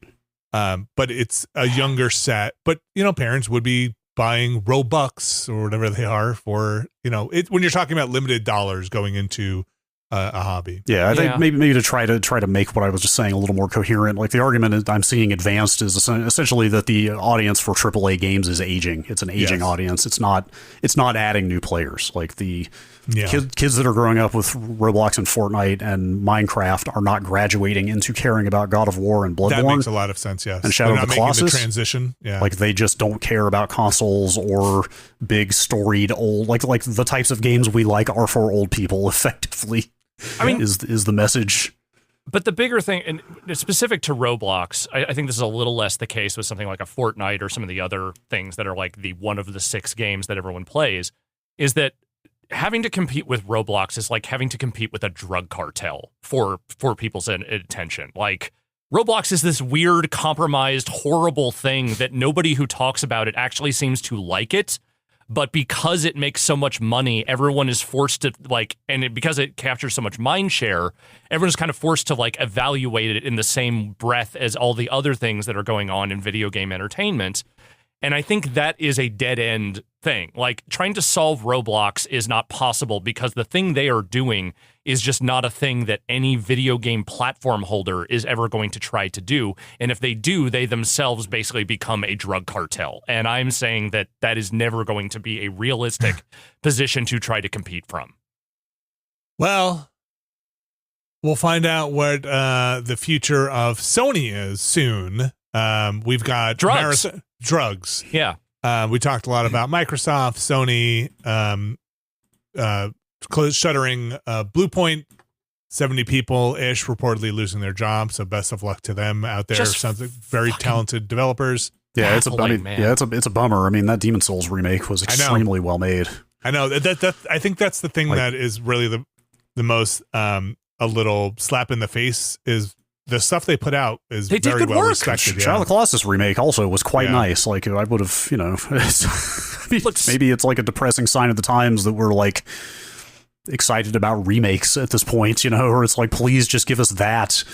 If we can't have new games, at least let the studio make another remake. But do them well too, Yes. But it's another example in the long line of examples of it doesn't matter how successful you are. It doesn't matter how good you are. If the market conditions determine it, you don't matter anymore. Yeah, I guess so. You're going to want Bluepoint around when you launch your next console and need remasters of all your other games. I'll tell you that. Because you ain't going to make new games. Well, just a quick note here as we stick around with Sony. Sony's got Marathon launching in a hot minute here. Their Server Slam are just around the corner next weekend. But if you're planning on cheating in Marathon, Bungie says, F you, you're out of here. Permanently, forever banned. And so they basically put up a statement that said, look, we are zero tolerance on cheating in Marathon, no second chances. You will be banned forever. They did go on to clarify a little bit that says, look, we understand you might be mislabeled. We do understand it's not a perfect system. We will take that into consideration. If you are found that it was a accident or something like that, of course you will be reinstated with your account. But they seem pretty aggressive in terms of trying to keep accounts that are found cheating just out of the game, whatever that means. Will that get rid of cheating? Of course not. Will people find ways to cheat in that game? Or at least, will you hear about people cheating in that game? I certainly will tell you when I play Marathon and I die repeatedly that it's probably because somebody has an aimbot on, whether that's happening or not. But, do you guys think this is a sound policy to be like, no second chances? If you're going to download some kind of thing to cheat. Yeah, I mean, it's like you said, as long as the review process is robust enough that you don't have to worry about a false positive that's screwing you over, or some kind of appeal. If you, it needs to be appealable, and their stuff needs to be very buttoned up for a policy like this to make sense. So if we start hearing about a bunch of false positives or people getting banned for no reason, then maybe they have fucked this up. If it is relatively quiet after launch, then I guess they pulled it off. Yeah. Yes, but they should ban cheaters. I mean, ultimately, I don't think anyone here disagrees with that. Like, absolutely. In principle, I have no problem with this, and assuming perfect execution. Yeah. So again, they said they'll have appeals, but I think it does come down to let's see how this works in practice. And also, just to be clear, Bungie has said you will be banned from Marathon, not necessarily your Sony account. So there's that as well. Finally, a little last bit of news here. You guys remember Nacon? Yes. Vaguely, yeah. Makers of RoboCop. Right, yes, okay. I was trying to remember. Among a few other things. They're putting out a Cthulhu game next month that looks like kind of okay. Is that the underwater one? Yeah. That's the Cosmic Abyss. And also Styx, Blades of Greed, the little kind of impish, not it's quite like goblin fantasy game kind of thing. Yeah, right, yes. Well, they're still around, but they apparently are in some financial straits here and are going for, I don't know exactly what you call it here in the United States, but it's basically when somebody comes in, third party comes in to reassess your debts and to pay off creditors and make things all work out. I'll just read the quote here. Today it has announced that its available assets do not allow it to meet its due liabilities, and that as a result, the company will, as of today, file for insolvency with the court and request the opening of judicial reorganization proceedings.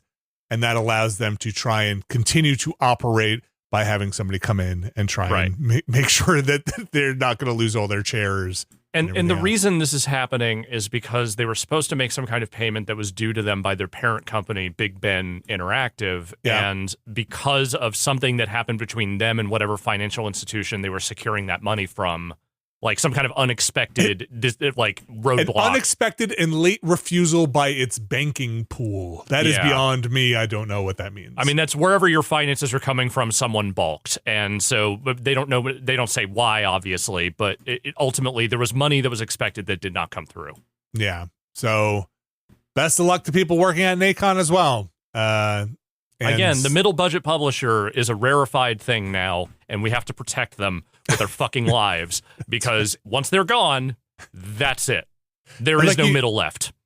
I like you guys just said, they have stuff coming out that is they are in the middle of releasing games. And they also they aren't like a garbage publisher. Like some of the games they put out are good. That RoboCop game was pretty good. Yeah, there's a lot of other stuff on here that I didn't mention. Games, that's they have fine. a lot of games, but you get a big enough portfolio, some of it's going to be junk. That's fine. But I'm saying they are not known for just being a junk publisher or anything like that. I think you're the only one, Alex, I ever heard mention that Test Drive Unlimited Solar Crown game. Yeah, it wasn't great, but it wasn't terrible.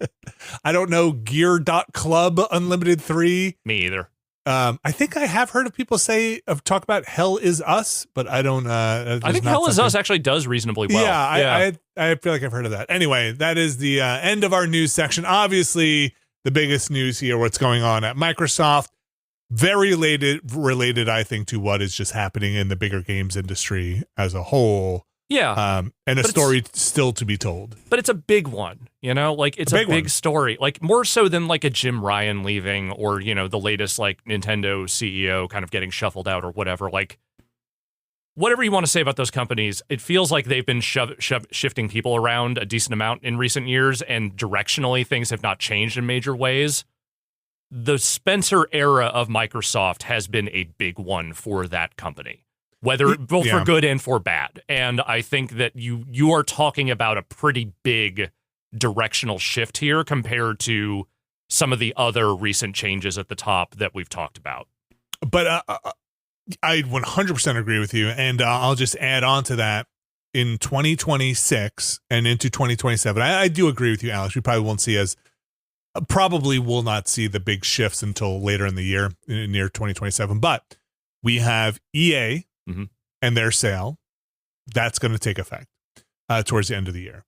We have Ubisoft and their big reorg going and whatever into effect. Happens with them, which is still very much up in the air. Yep. We now have Microsoft, right? Totally in the air.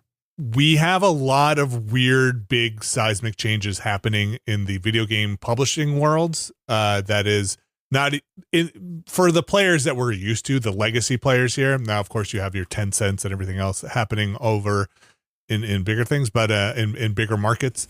But that's like a pretty significant 2026 adjustment for the video game publishing world. It's all happening, and it's not just publishing; it's everywhere. I mean, again, we didn't even touch on it here, but like Evo got bought outright by the Saudi group. Like that whole thing now is totally different ownership-wise than it was.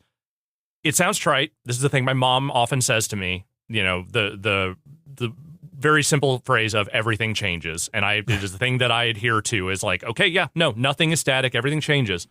But what we are going through right now is everything is changing, which is different than everything changes. Usually everything changes over time and it's staggered and, you feel it in little places, but some stuff stays static for a while.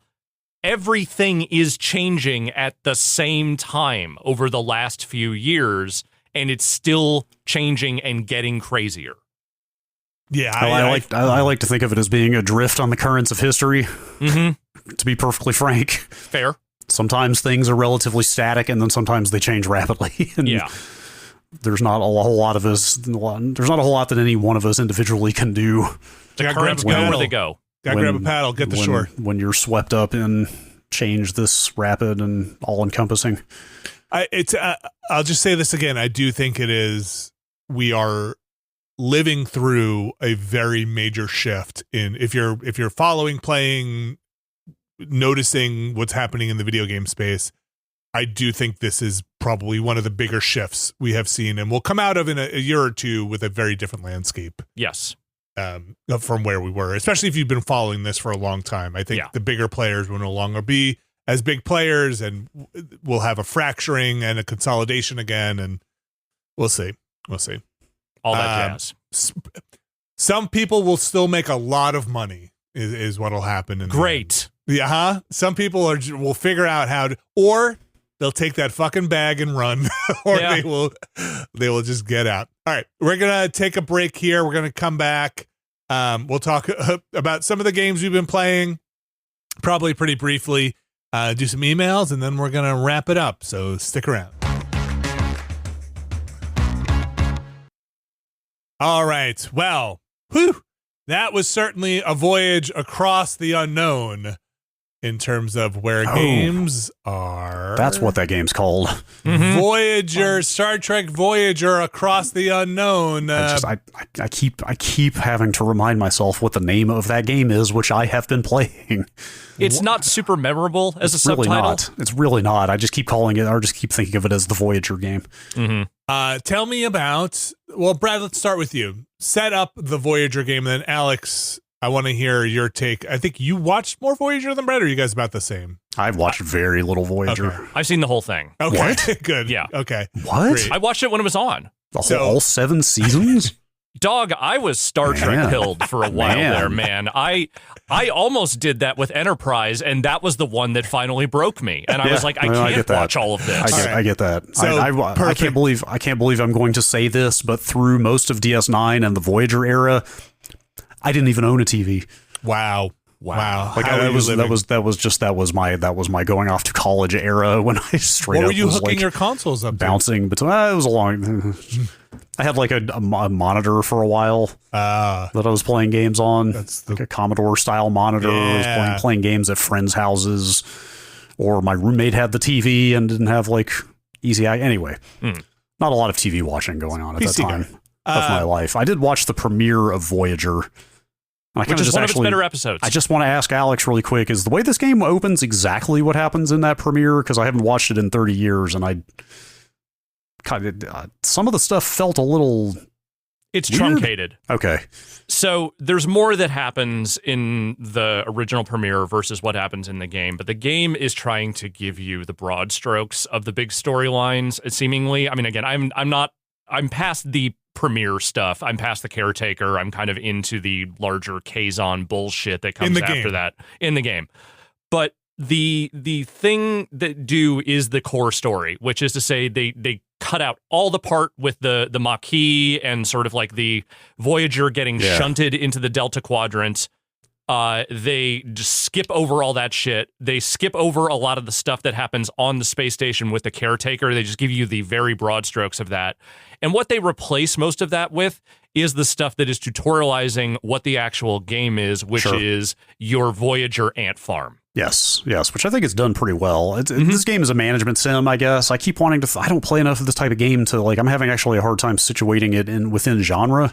It's a resource adventure. Yeah, like I keep wanting to call it like a 4X, which it's definitely not, because you're not like taking territory. You're just managing a ship that goes from place to place. In a way, it's like a survival game because you are gathering resources that you will need in order to not, die on your way home back to the Alpha Quadrant. But it's not in the sense that there is no real on the ground mechanics. Like you are not controlling people. There isn't like a starvation mechanic, though. I mean, you do have to feed your people, but that's like tied largely into like morale stats and things like that. It's more that the survival is getting your ant farm from place to place. That's it. Yeah. So it is basically a ship management game with some light, like away mission, like people on a planet stuff. But that's like static images with story choices. Yeah. The away missions, unless this changes, all the away missions so far have literally just been static art with. It's almost like choose your own adventure. Yes. Like this one's gonna have 5 scenarios. Like the away members have different skills and traits. It's like Tuvok is good at combat engineering and science. You know. Neelix, for whatever reason, is good at diplomacy. He's good at diplomacy in the quadrant you're in because he's from there. Yeah. But and it tells you, like, these are the situations you're going to encounter on this away mission, so decide who to bring. Oh, okay. Yeah. But then once you get down there, it's just picking for each stage of the like, oh, the cave is caving in. What are you going to do? Are you going to use weapons, or you can try to talk your way through that? And you just pick whoever is going to address that, and there's a dice roll, and maybe you'll get a bonus, or maybe they'll get injured. But it's very menu driven. But the game is like primarily ant farm, like the XCOM base, just like side view of the Voyager, like assigning what rooms do and managing power and morale and food and research and stuff. And then there's a star system and quadrant map where you go between star systems and then within a star system between planets looking for resources and doing missions and stuff like that. So that's kind of the whole game, unless there's more I haven't seen yet. No, and I mean, the thing that, by all accounts, it starts to do at a certain point, though, is it does give you the chance to potentially alter the outcomes of the stories they are telling from the show. Like, there is basically, you can make decisions around a lot of the big story beats from these things. Some of them are somewhat inconsequential. It's more about, like, who you're sending and how they're dealing with something. But, like, there's a screen that has been going around since this game was announced of, do you want to split apart Tuvix? Do you want to live the rest of your life with Tuvix there, or do you want Neelix and Tuvok back? I don't think I can ever in my life do a full Voyager watch, but I feel like I really should sit down and do a greatest hits of Voyager at some point. Do you not know what that means? I know exactly what Tuvix is, but I don't know how Tuvix comes about and what the ramifications are, and I really... It's some bullshit. Okay. Feel like Tuvix is so infamous at this point, and also, like...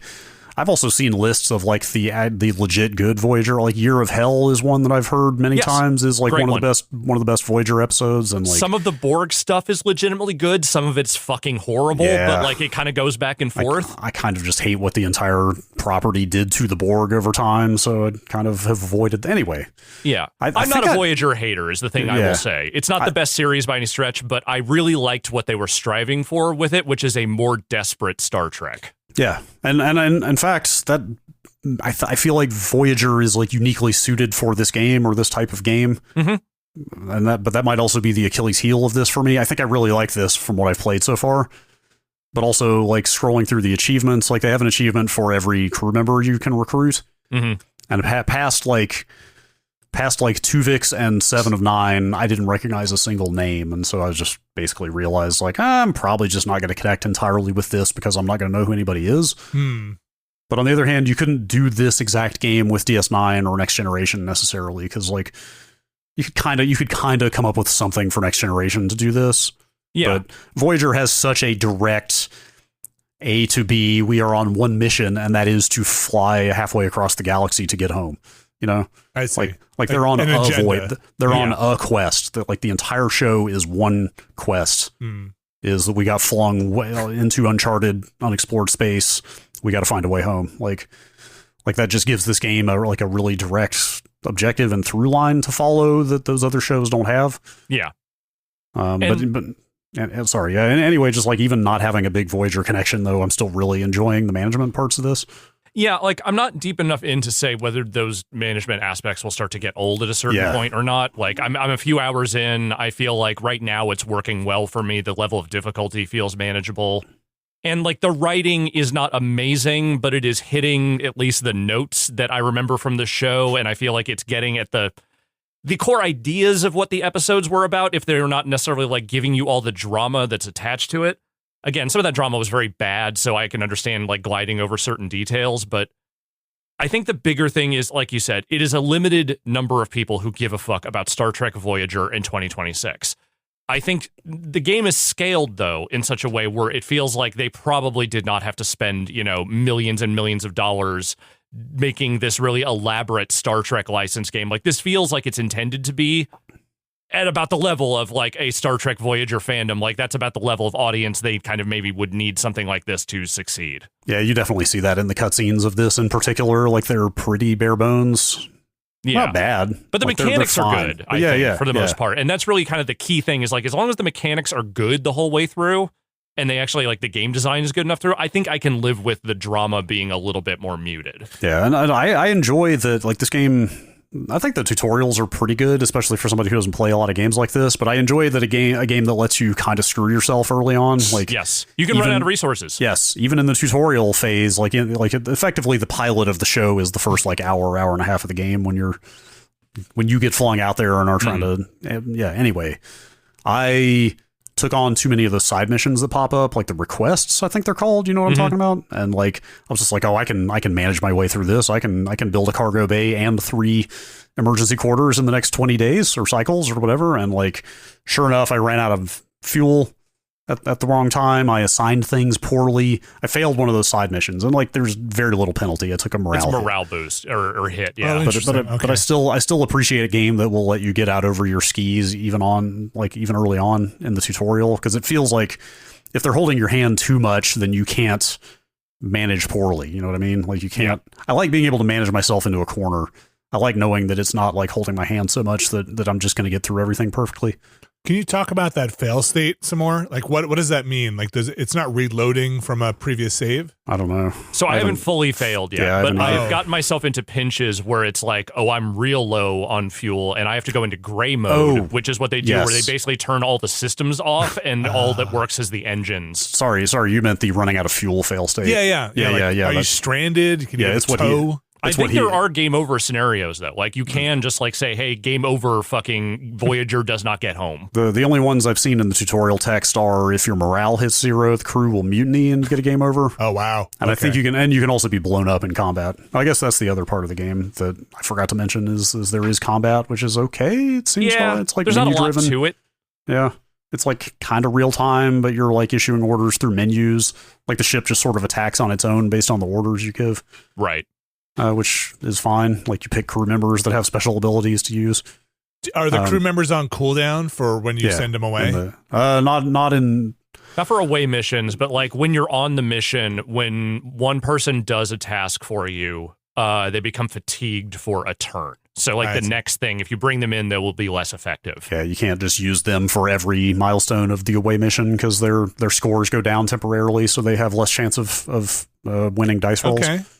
But and I'm trying to think. Yeah, like he said, when you run out of power, you're just kind of limping to the next place to get fuel for more power, and most of your systems are offline, which is what made me fail that side challenge I was trying to do. Yeah. It's cool. I'm actually quite enjoying it just from the starship management end. It feels like a fairly natural fit for Star Trek, this kind of game, and specifically this property. Again, I'm not the biggest Voyager fan in the world, but I'm enough of one to where, this was enticing to me, and I think so far, at least, it is delivering on kind of what I would want from this. Yeah. Also, I've said it before, Voyager has the best theme of the franchise. You might be right. It's very good. It's pretty good. It's at least top 2 or 3. I was just reminded at the title screen. Also, like, I just appreciate that they just made a classic. Well, okay. Some much older listeners might say 90s Star Trek is not classic Star Trek, but at this point, I feel like it might as well be. Still like, classic to me, damn it. This is not like modern kind of Alex Kurtzman era. No, whatever modern Star Trek is. This is the old TV syndication stuff. Like all the visual design is straight out of the show. They've got all the actors' likenesses from what they looked like on the show. Like, this is very much the 90s Star Trek you remember, and that's delightful to me. One minor addendum here I will just mention at the top, because I'm not sure how much more of this comes up, but there is an opening narration from the actor who plays Tom Paris, who we recently saw in Masters of the Universe. Was it Robert Duncan McNeil? Yes, Robert Duncan McNeil. Yeah.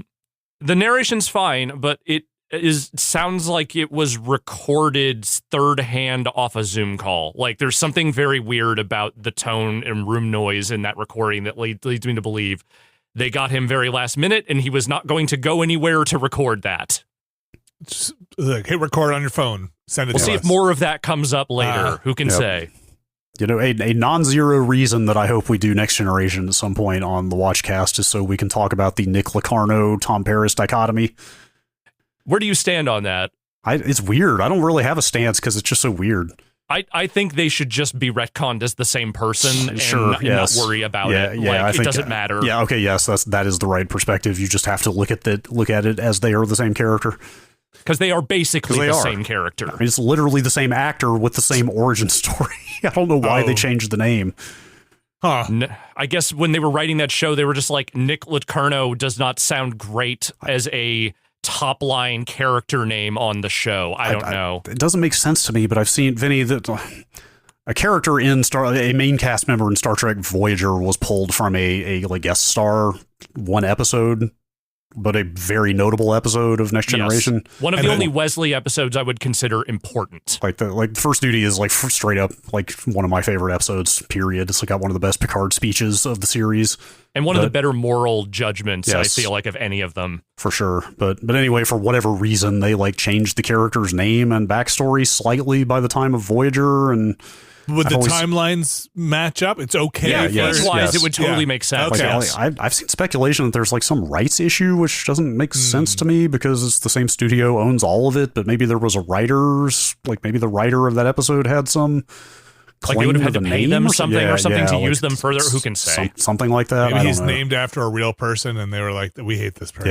Yeah, like, I don't think it's ever been definitively, and I apologize to people who don't care about Star Trek, but it matters to us. Yes, this is the kind of thing I find endlessly fascinating. Maybe he got remarried and like took another name and is leaving that other life behind. I don't think it's ever been definitively established why they had to do this. I mean, they also give him like a little bit more of a dirtbag background for Tom Paris. Like there's the part where he moonlights with the Maquis and all that shit. But like, but it's essentially the same person. It's essentially the same person. They're both disgraced in basically the same way. People can change names, maybe, but they never addressed it as the bigger problem. It doesn't matter is the bigger thing, but it's just it's a thing that I think sticks in like super fans' craws. What if in this game they address it? What if one of the alternate realities is you get to bring back the other like they go into the mirror universe and he's Nick? Yeah. Like they never do mirror universe stuff on Voyager. I don't think there are any mirror episodes, if I remember correctly. Never been a better time. Do they do it on DS9? They do it multiple times right. Yes, on we DS9. talked about it. Yeah. We talked about it. That's right. Because they never do it on Next Generation either. No, they don't. No. Is this game you guys are playing both on PC?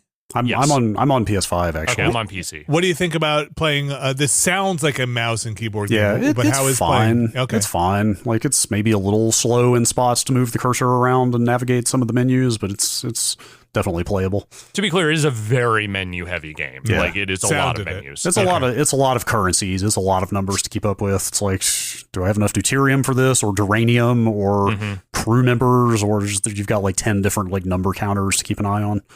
Alex, would you say this is anything like a Frostpunk? I know not in tone necessarily, but like management resource and it's closer than it's not. Okay. It's not a city builder, obviously, but I think but it's you're building a ship inside, right? Let's put it this way. It's in the same galaxy, if not necessarily the same star system. Okay, fair enough. Okay. Yeah, just some of the events coming up and trying to manage the resources started making me think about that. And keeping the fuel going and the ship going. Yep. Star Trek Voyager Across the Unknown, Switch 2, PC, PlayStation 5, and Xbox, $35. I think it's worth it based on what I played. Yeah, that's a pretty fair price for what I've seen. I love it. I love that you guys have a Star Trek, not the Next Generation game that is making you excited. I love that somebody was like, you know what's my Star Trek? Voyager. And they're like, I don't even know if that's true. Again, it's the one property that is absolutely the most suited to this particular game design. Yeah.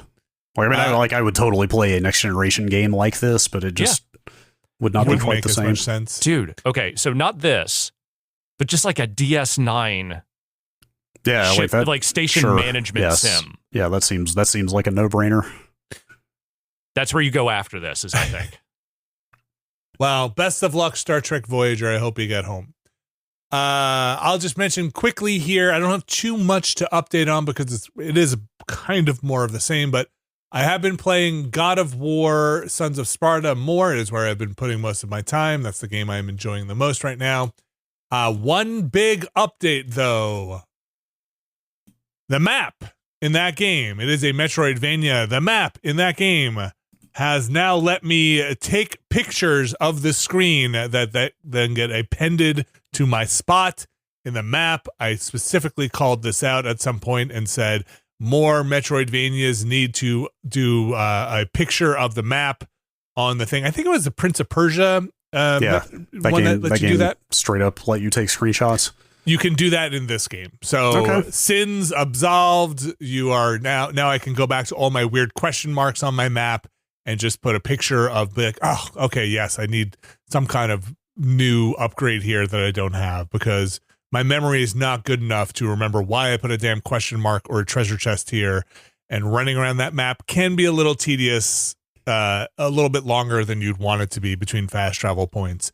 So Sons of Sparta, I really like it. I can't say it's doing anything exceptional. It's not going to be the best Metroidvania you ever played, but it is tight and competent enough and just combat fun enough for me to keep me going, and I'm enjoying it.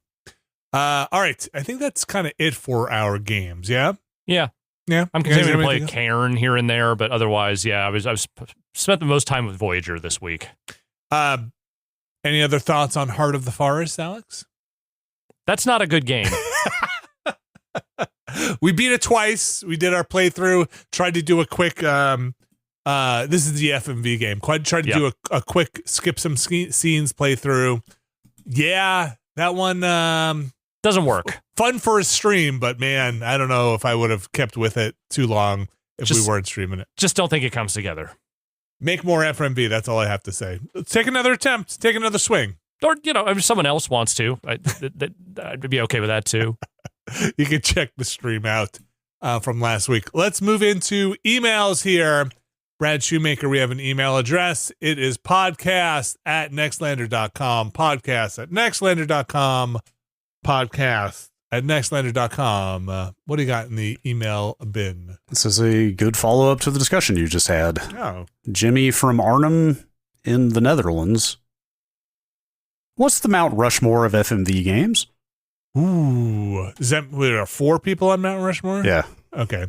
I do not feel qualified to answer this. This has to be Vinny. Well, contradiction is the George Washington. He's right up there. Yeah. Oh, hang on. Is it inherent to the Rushmore question that you have to pair them with presidents? No, I was because that is an interesting because that is who is it? It's Washington, Roosevelt, Lincoln, and Jefferson.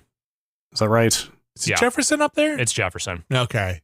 Oh, being the Jefferson of FMV is going to be a that's a little thorny. It's probably that one, the cop one that you did from the basement with the the drugs. State a bunch of money on that one. That feels like the Jefferson of FMV games. Action Max games or whatever they were. Yeah. Whoa. Have you been to FMVworld.com? I live in FMVworld.com. I assume that's Vinny's website. You should check this out sometime. Okay. FMVworld.com. They have a giant. Well, they have a list. Wikipedia has a list. Their list is bigger than Wikipedia's. Okay, great. Man, there's think a lot of games. That is a lot of FMV games. Oh my gosh. I don't know how I would even use this list. And because you can't even sort by year. They're just alphabetical. Man, I think so. Boy, okay. You can filter by console, though. Let me go top of. I mean, if you're making an FMV game, you're probably on the PC and then coming later. I feel like also the definition has shifted now. FMV games are just games that are like entirely FMV versus I'm seeing stuff like. Yeah, I'm seeing stuff like Seventh Guest on this list, which is like by volume is like only probably 5% FMV or something, I'd still call it FMV. I would still call that an FMV game. Yeah. Okay, what other I'm just going top of mind here. What other things stick out? Look, Night Trap. I don't know if that would make my Rushmore. I don't think it has to be on there. I'm just thinking it's a notable example.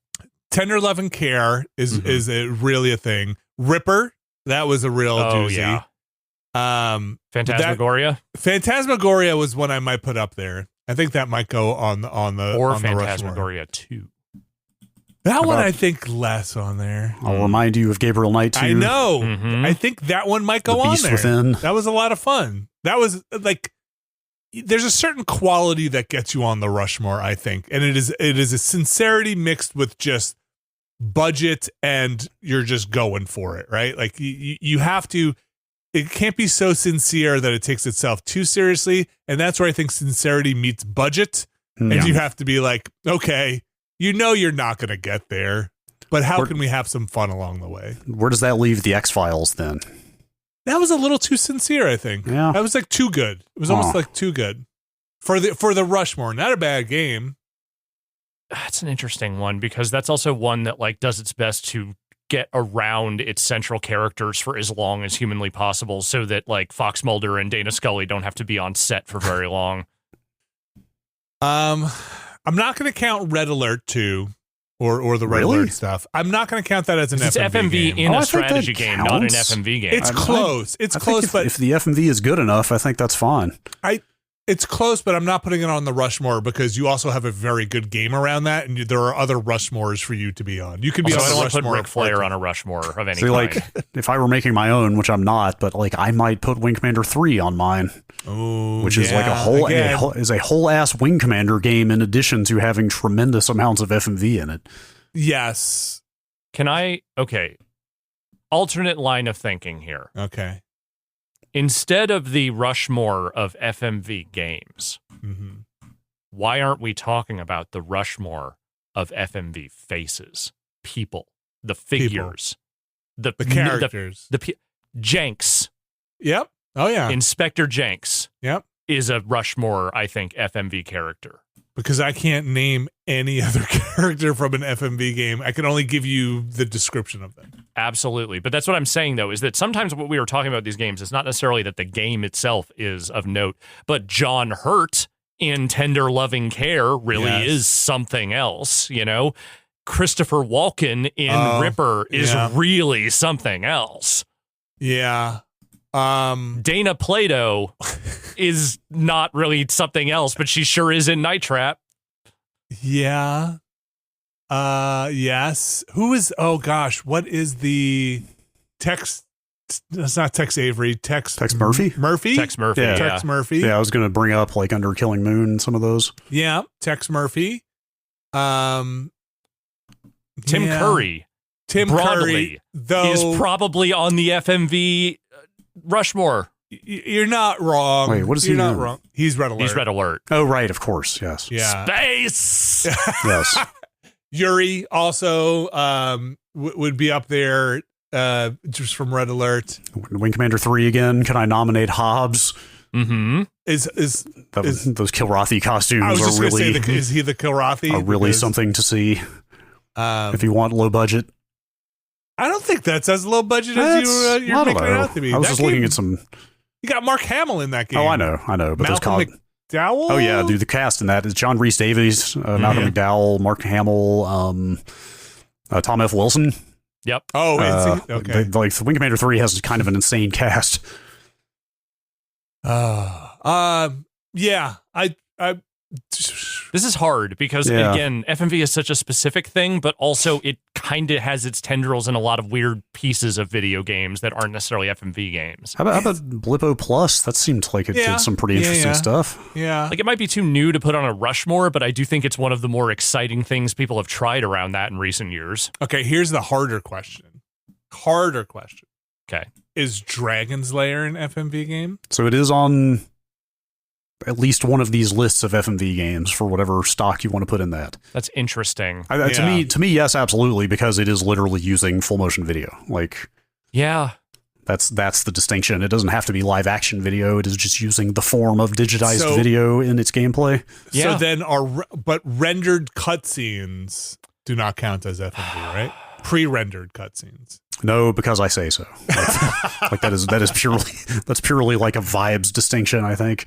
I think for me, maybe the distinction is probably something like Metal Gear probably gets the closest, I would say, to the crossover. But if your thing if you could extract all the gameplay and still have a coherent story, then you're probably closer to an FMV than not. And I think Metal Gear is probably the closest not FMV thing to being an FMV thing. Like, you could probably just, like, if there's a watch mode, and a lot of FMV games just do have a watch mode where you could just watch the story. Well, okay, let me go you one better. With all the scanning stuff that Kojima is doing at this point, is he actually making his life harder by not just filming actors? Like, is he actually putting in more work by scanning them, motion capturing them, having all this other shit, versus just, hey, what if we just filmed these people in costumes doing stuff? Yeah, I think the tools for that stuff have gotten good enough. This is probably a boringly serious answer, but I think the tools for that stuff are good enough at this point that probably not. I'm just saying, Yeah, is you- it almost indistinguishable from FMV at this point? Yeah, I mean, it does give you those advantages. Like we talked about this with Avatar and James Cameron recently, right? Where like Right. they just kind of have to shoot this. They have to get one good take of the scene, and then they can do whatever they want with it. Also, Yeah, these scenarios they are envisioning in those That's games exactly are so what I was batshit just gonna say. surreal Yeah. that Sure. that would actually probably be more work to like graft onto real footage at that point. Yeah, that's what I think. Hmm. Yeah, not for broadcast. You remember that one? Yeah. That was was pretty a great good. game. Yeah, that was a very good one. I don't know. Now at some point we're just going to talk about I think this FMV requires games. more thought than we have right now. Psychic Detective. You remember that one? Yeah, dude. Yeah, that was a weird one. Mad Dog McCree, anybody? Sure. Yes. Any of those light gun games. Marky Marks, like, make your own music video. Oh yeah, all no, those. please yeah. no. Or like you brought up before, any of those fantastic like Action Max games that were just being pooped out. Hey, they had budget on some of those. They blew up a house once. They had guns that had some what was ammunition it? in them. Was that SWAT? I need to go and revisit some of those at some point. Just like we need to go revisit Wing Commander 4 is the one with Mark Hamill. 3 Which and one? 4 have 3 him, and 4. Okay. and I think Malcolm McDowell is in both of them. I never played 4. Oh yeah. Oh, 4, well. 4 does not have Kilrathi, if I'm not mistaken. So who needs it? You know, my Wing Commander experience was mostly on the Super Nintendo Wing Commander. Yeah, that was the first one. I rented 1 or 2, whichever one came out for the Super Nintendo was the first Wing Commander I played. Just trying to beat Iceman on a leaderboard. That's Mhm. it. Yep. All right. Another question here. Yes. I'm going to use this site. What is it? FMVworld.com. Yeah. I gotta go Build look the and- list. Seems pretty useful, actually. Joe in Nottingham. You've been inflicted with a curse. You can only play one game for the rest of your life, but it's ported to every console ever made, and yes, there is a Kinect version. What game are you picking? Oh, come on. How could you? One game for the... Okay, and why is it always Lumines? Well, it's not for me. It's not. Okay. No.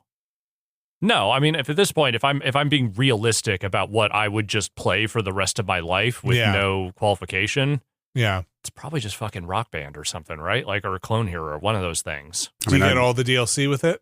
Let's I would assume assume yes. so. Let's Like assume whatever. yes. Let's just say whatever DLC I have that is available is Yeah. there forever. For the sake of this question, can we say you have everything you need to play the game? Yes. Sure, yeah. Okay, then my answer is easily Dota 2.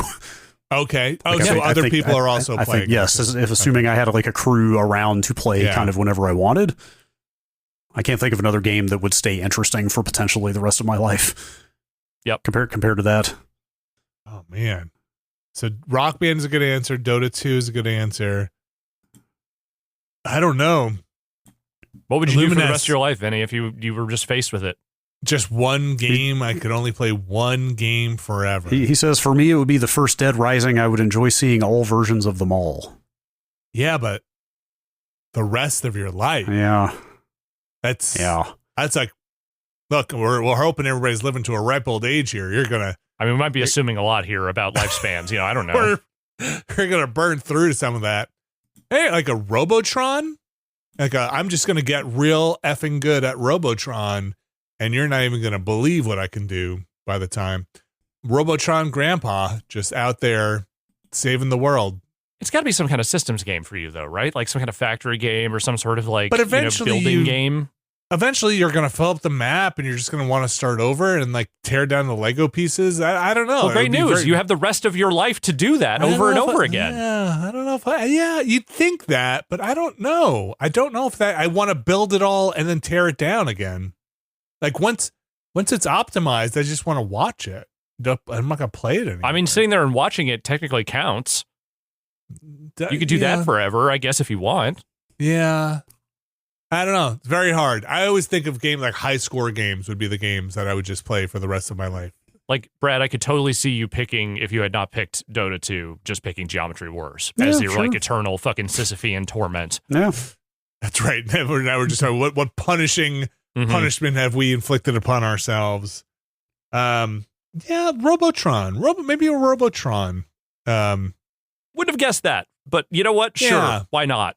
It's a game that I was never good at, and if I just were like had to sit down and play Robotron all the time for let's just say years, I think I could get pretty good at Robotron. Yes, I also think if you spent years on it, you could get pretty good at Robotron. Yeah. And I got an arcade cabinet out of it because it said it's on everything, and we got all the tools. Got yourself a nice cocktail cabinet now. Yeah, I don't know, that's pretty sweet.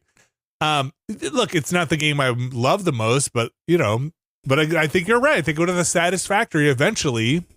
I'm gonna fill up every available space.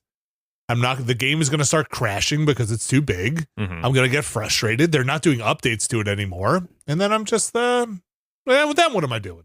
Then what am I doing? All right. That for Brad, the rest of your life. One more email, Oh, no. and then we're going to wrap this one up. Oh, I didn't have one ready. Surprise email. I've got a chunk here that are a bit older. Sure. Okay. That are referencing things we haven't talked about in a bit. Here's one I've had flagged for most of this month. Okay. From Dan in Boston. It's about that Neil Patrick Harris puzzle box game Oh, yeah. that we talked about. Yeah, that game, that thing is pretty good. Oh, did you get it? Yeah, Or did you have it when we talked about it the first time? I guess I forgot. probably. Okay. I think I might have talked about it, and I had it. Neil Patrick Harris very much designed that game and is a huge puzzle box guy, Okay. as am I, which is why I know that. Also, he was the president of the Magic Castle in Los Angeles for a while. Oh, boy. I also just learned by looking it up that Larry Wilmore is currently the vice president. Anyway, Neil Patrick Harris is a real one. All right. How long are those tenures? I don't know. Do you give them up or disappear? What is Magic Castle? That sounds familiar. You don't know That's Magic Castle? The Magicians guild, right? It's like an Guild? enclave Or- and also performing space in Yeah, LA. is it like a theater? I knew I'd heard of it before. Was The Academy of Magical Arts. it was what's his name? Pitchford? Borderlands Are you thinking guy. of Was Pitchford? he ever? Yeah, Randy Pitchford. Yes, he was loosely involved with that, new people there, Probably. etc. But I believe also like our own friend Andy Deemer has also performed there in his new life as a magician. Okay. Oh, sweet. I like when celebrities are just huge nerds about stuff. Yes. Box One is the name of that game, by Okay. the way. It is a very, I love puzzle boxes and escape room board game things. This one is very friendly and interactive, like manipulating interactive. I think it is a very engaging thing for some can be crushing and are too hard. This one is not. It's got the best thing I can relate it to for people who are listening to this and I've played a lot of video games is remember Hacknet? Yes. Yes. You remember the hacking Vividly. in Hacknet? Yes. Box One has that kind of vibe in terms of some cool puzzle stuff in it. Okay. Where you feel like you're doing more than it's actually doing. Okay. And you're like, Yeah. oh, this is cool. All right. I'm doing some cool puzzle shit. It gives you a feeling of doing something that is Yes. even beyond what you are actually doing. Yeah, and you're like, ooh, that's clever. That's a clever thing. Cool. I've heard Box 2, which I did not play, which is another one that came out after it. Not as engaging, but I did not play that. Okay. But Box 1, I can give a big thumbs up and say that it is definitely not a thing that you necessarily can pass on to someone else, which is, not always great because it is a bit destructive in your playing through it, but it's cool. It's cool. Cool. Good job, Neil Patrick Harris. Yeah. Okay. That's neat. Yeah, make more of those, I guess. Why not? And NPH? NPH Yes. is the abbreviation. Yes. Yeah. Just call himself NPH? Yeah. I think I've heard him say it before. I'm trying to remember. I'm trying to think if I've heard him say it before. I don't remember, but he must have somewhere. Yeah. Yeah. Can you? Are you allowed to? Are you allowed I think to? so. If I just started going by like VC, would you guys allow that to happen? There are wrestlers who have gone by their like initials as a name. Like there's AC3, there was PCH or something. Like I forget what not they a all wrestler. are. I mean, That's he's a an persona. actor. That's like Yeah, half a all right. wrestler. All right, that's gonna do it for the emails. If you played Box One and you'd like to do, like, I'm curious, let me know. I know that a couple of people on our Discord have. We've talked about it, but it was recommended to me there as well. Or if you have other great puzzle games, hey, while we're talking about puzzle games, let me just say the Emerald Flame stuff. I believe that's I can't remember the exact name of every one of them in the series, but those are also very, very good. They were I forget who puts them out, but they were fun. Okay. Some of them are not so great. Not the Emerald Flame ones. Some puzzle games, you're like, they're not great. Yeah. Your puzzles are bad and the materials are bad. I like a puzzle game that has awesome materials that are very tactile, that make you feel like, yes, I'm touching this thing, or I'm doing this thing. I'm putting this thing in a glass of water and it's changing colors and there's symbols on it, or I burn this thing and it makes a blue flame instead of a yellow flame, and that's part of the... I like puzzle boxes like that. Those are very cool. I'm looking at the Emerald Flame and I don't see anything about who made it. It's a designer that did a Kickstarter recently. And I believe they're put out by Post Curious, or some of them yeah, are. that's the site I was looking at, but didn't see anything about the designer. Yeah. That's all right. Yeah. I forget who did it. But you'll know when you find it. Rita Orlov maybe is the designer. Okay. Yeah. Anyway, it's a little. Well, save it for our NXL podcast Unplugged. Mm-hmm. Yes. We did one. It was called Emerald Flame is very good, but just quickly here, Pandora's Legacy is another one by the Rita Orlov, and it starts with a giant puzzle. Which quick story here, we did not realize that was how the game started. And so when we had somebody come over for dinner, like, let's do this puzzle box together. We'll do this whole thing. And it just wound up being the whole night trying to put this big puzzle together. So if you're getting that game ready for like solving puzzles, it's actually solving right. It's a puzzle. A pretty hard puzzle at the beginning there, but then gets very cool after. All right, we're going to wrap this one up. I mean, puzzles are fun. We're going to wrap this one up. Like we said before, we've got Heart of the Forest up now, our completion of that from Tuesday. Will Smith and I went back into Species Unknown, 2-person. Brad, you were not feeling well. We went in there and saw a new type of alien. Man. I know. Man. It was adorable. Huh. And we killed it. All right. Yes. And then we tried a mission on the hardest difficulty, and we got wrecked. Man. That game continues to be very good. Yeah, I'm sad I missed that. I assure you, I would rather have been on that stream. Alternative. That game continues. I'll just say that game continues to either manipulate the events or is just tuned so well to just give you very dramatic finishes. Yeah, because there was another situation where Will was waiting at the airlock. I was scrambling. It was the self-destruct mission, the one that you finished with like 0.2 seconds left. And I was like, and the monster was chasing me, and I was like, dude, you got to shut the airlock to get out. And he shut it in front of my face. Great. And then had to reopen it, and that was the amount of time that we didn't have to to disembark from the ship. Yes. Because it took it like a half a second to close and a half a second to open, and the ship blew up while we were seated. So anyway, very fun. That's Species Unknown. You can check out that stream as well. And we're having a Patron's Choice coming up. We'll have a poll going up, or probably by the time you hear this, we'll have at least a poll somewhere, or maybe not, where we're still figuring out exactly what we want to have for Friday. I think we have some ideas now. Alex, where do we go in the Watchcast from here? Well, we're going to a short span of just picking some random movies here, one from each of us as we get ready for our break at the end of March. We are leading with your pick, Vinny, Dungeons & Dragons, Honor Among Thieves. Yes. A fine film. Yes. A fun film. And Brad and I's picks will be up by the end of this week when I post the full schedule. So we'll have that. We'll have a short week because Alex is going to be on vacation. We're going to be on vacation as well. So first 3 weeks of March, there will be Watchcast. Last 2, I'm out. Yeah, and then you can catch up on some Watchcasts maybe that you have in your backlog. There's like 173 episodes of the show once we're done with this month, so there's plenty to go back to. Plenty to watch. We have a Never Been a Better podcast going up this week. We'll have Mike and Vinny destroy the world over on the Patreon, along with the Never Been a Better podcast. We're trying to bank some because Mike is doing some traveling, so I forgot who's going up where. I think ours is going up soon. Let's just say soon. But either way, you can go find them all on the Patreon, along with the Ramblecast, the video Ramblecast, the Planorama, All of these things are over on the Patreon. Some would say there's never been a better time to go check out that Patreon because, boy, all that stuff is just sitting there waiting for you to discover. Once you get there, you can find a tier that fits your lifestyle. Any tier is the best tier as long as it's good for you. That's what I say. We don't make judgments here. But there is one tier that gets their name read on this here show. It's the Mysterious Benefactors tier, and Alex Mavaro. Alex Hey, Mavaro. it's Mavaro over here.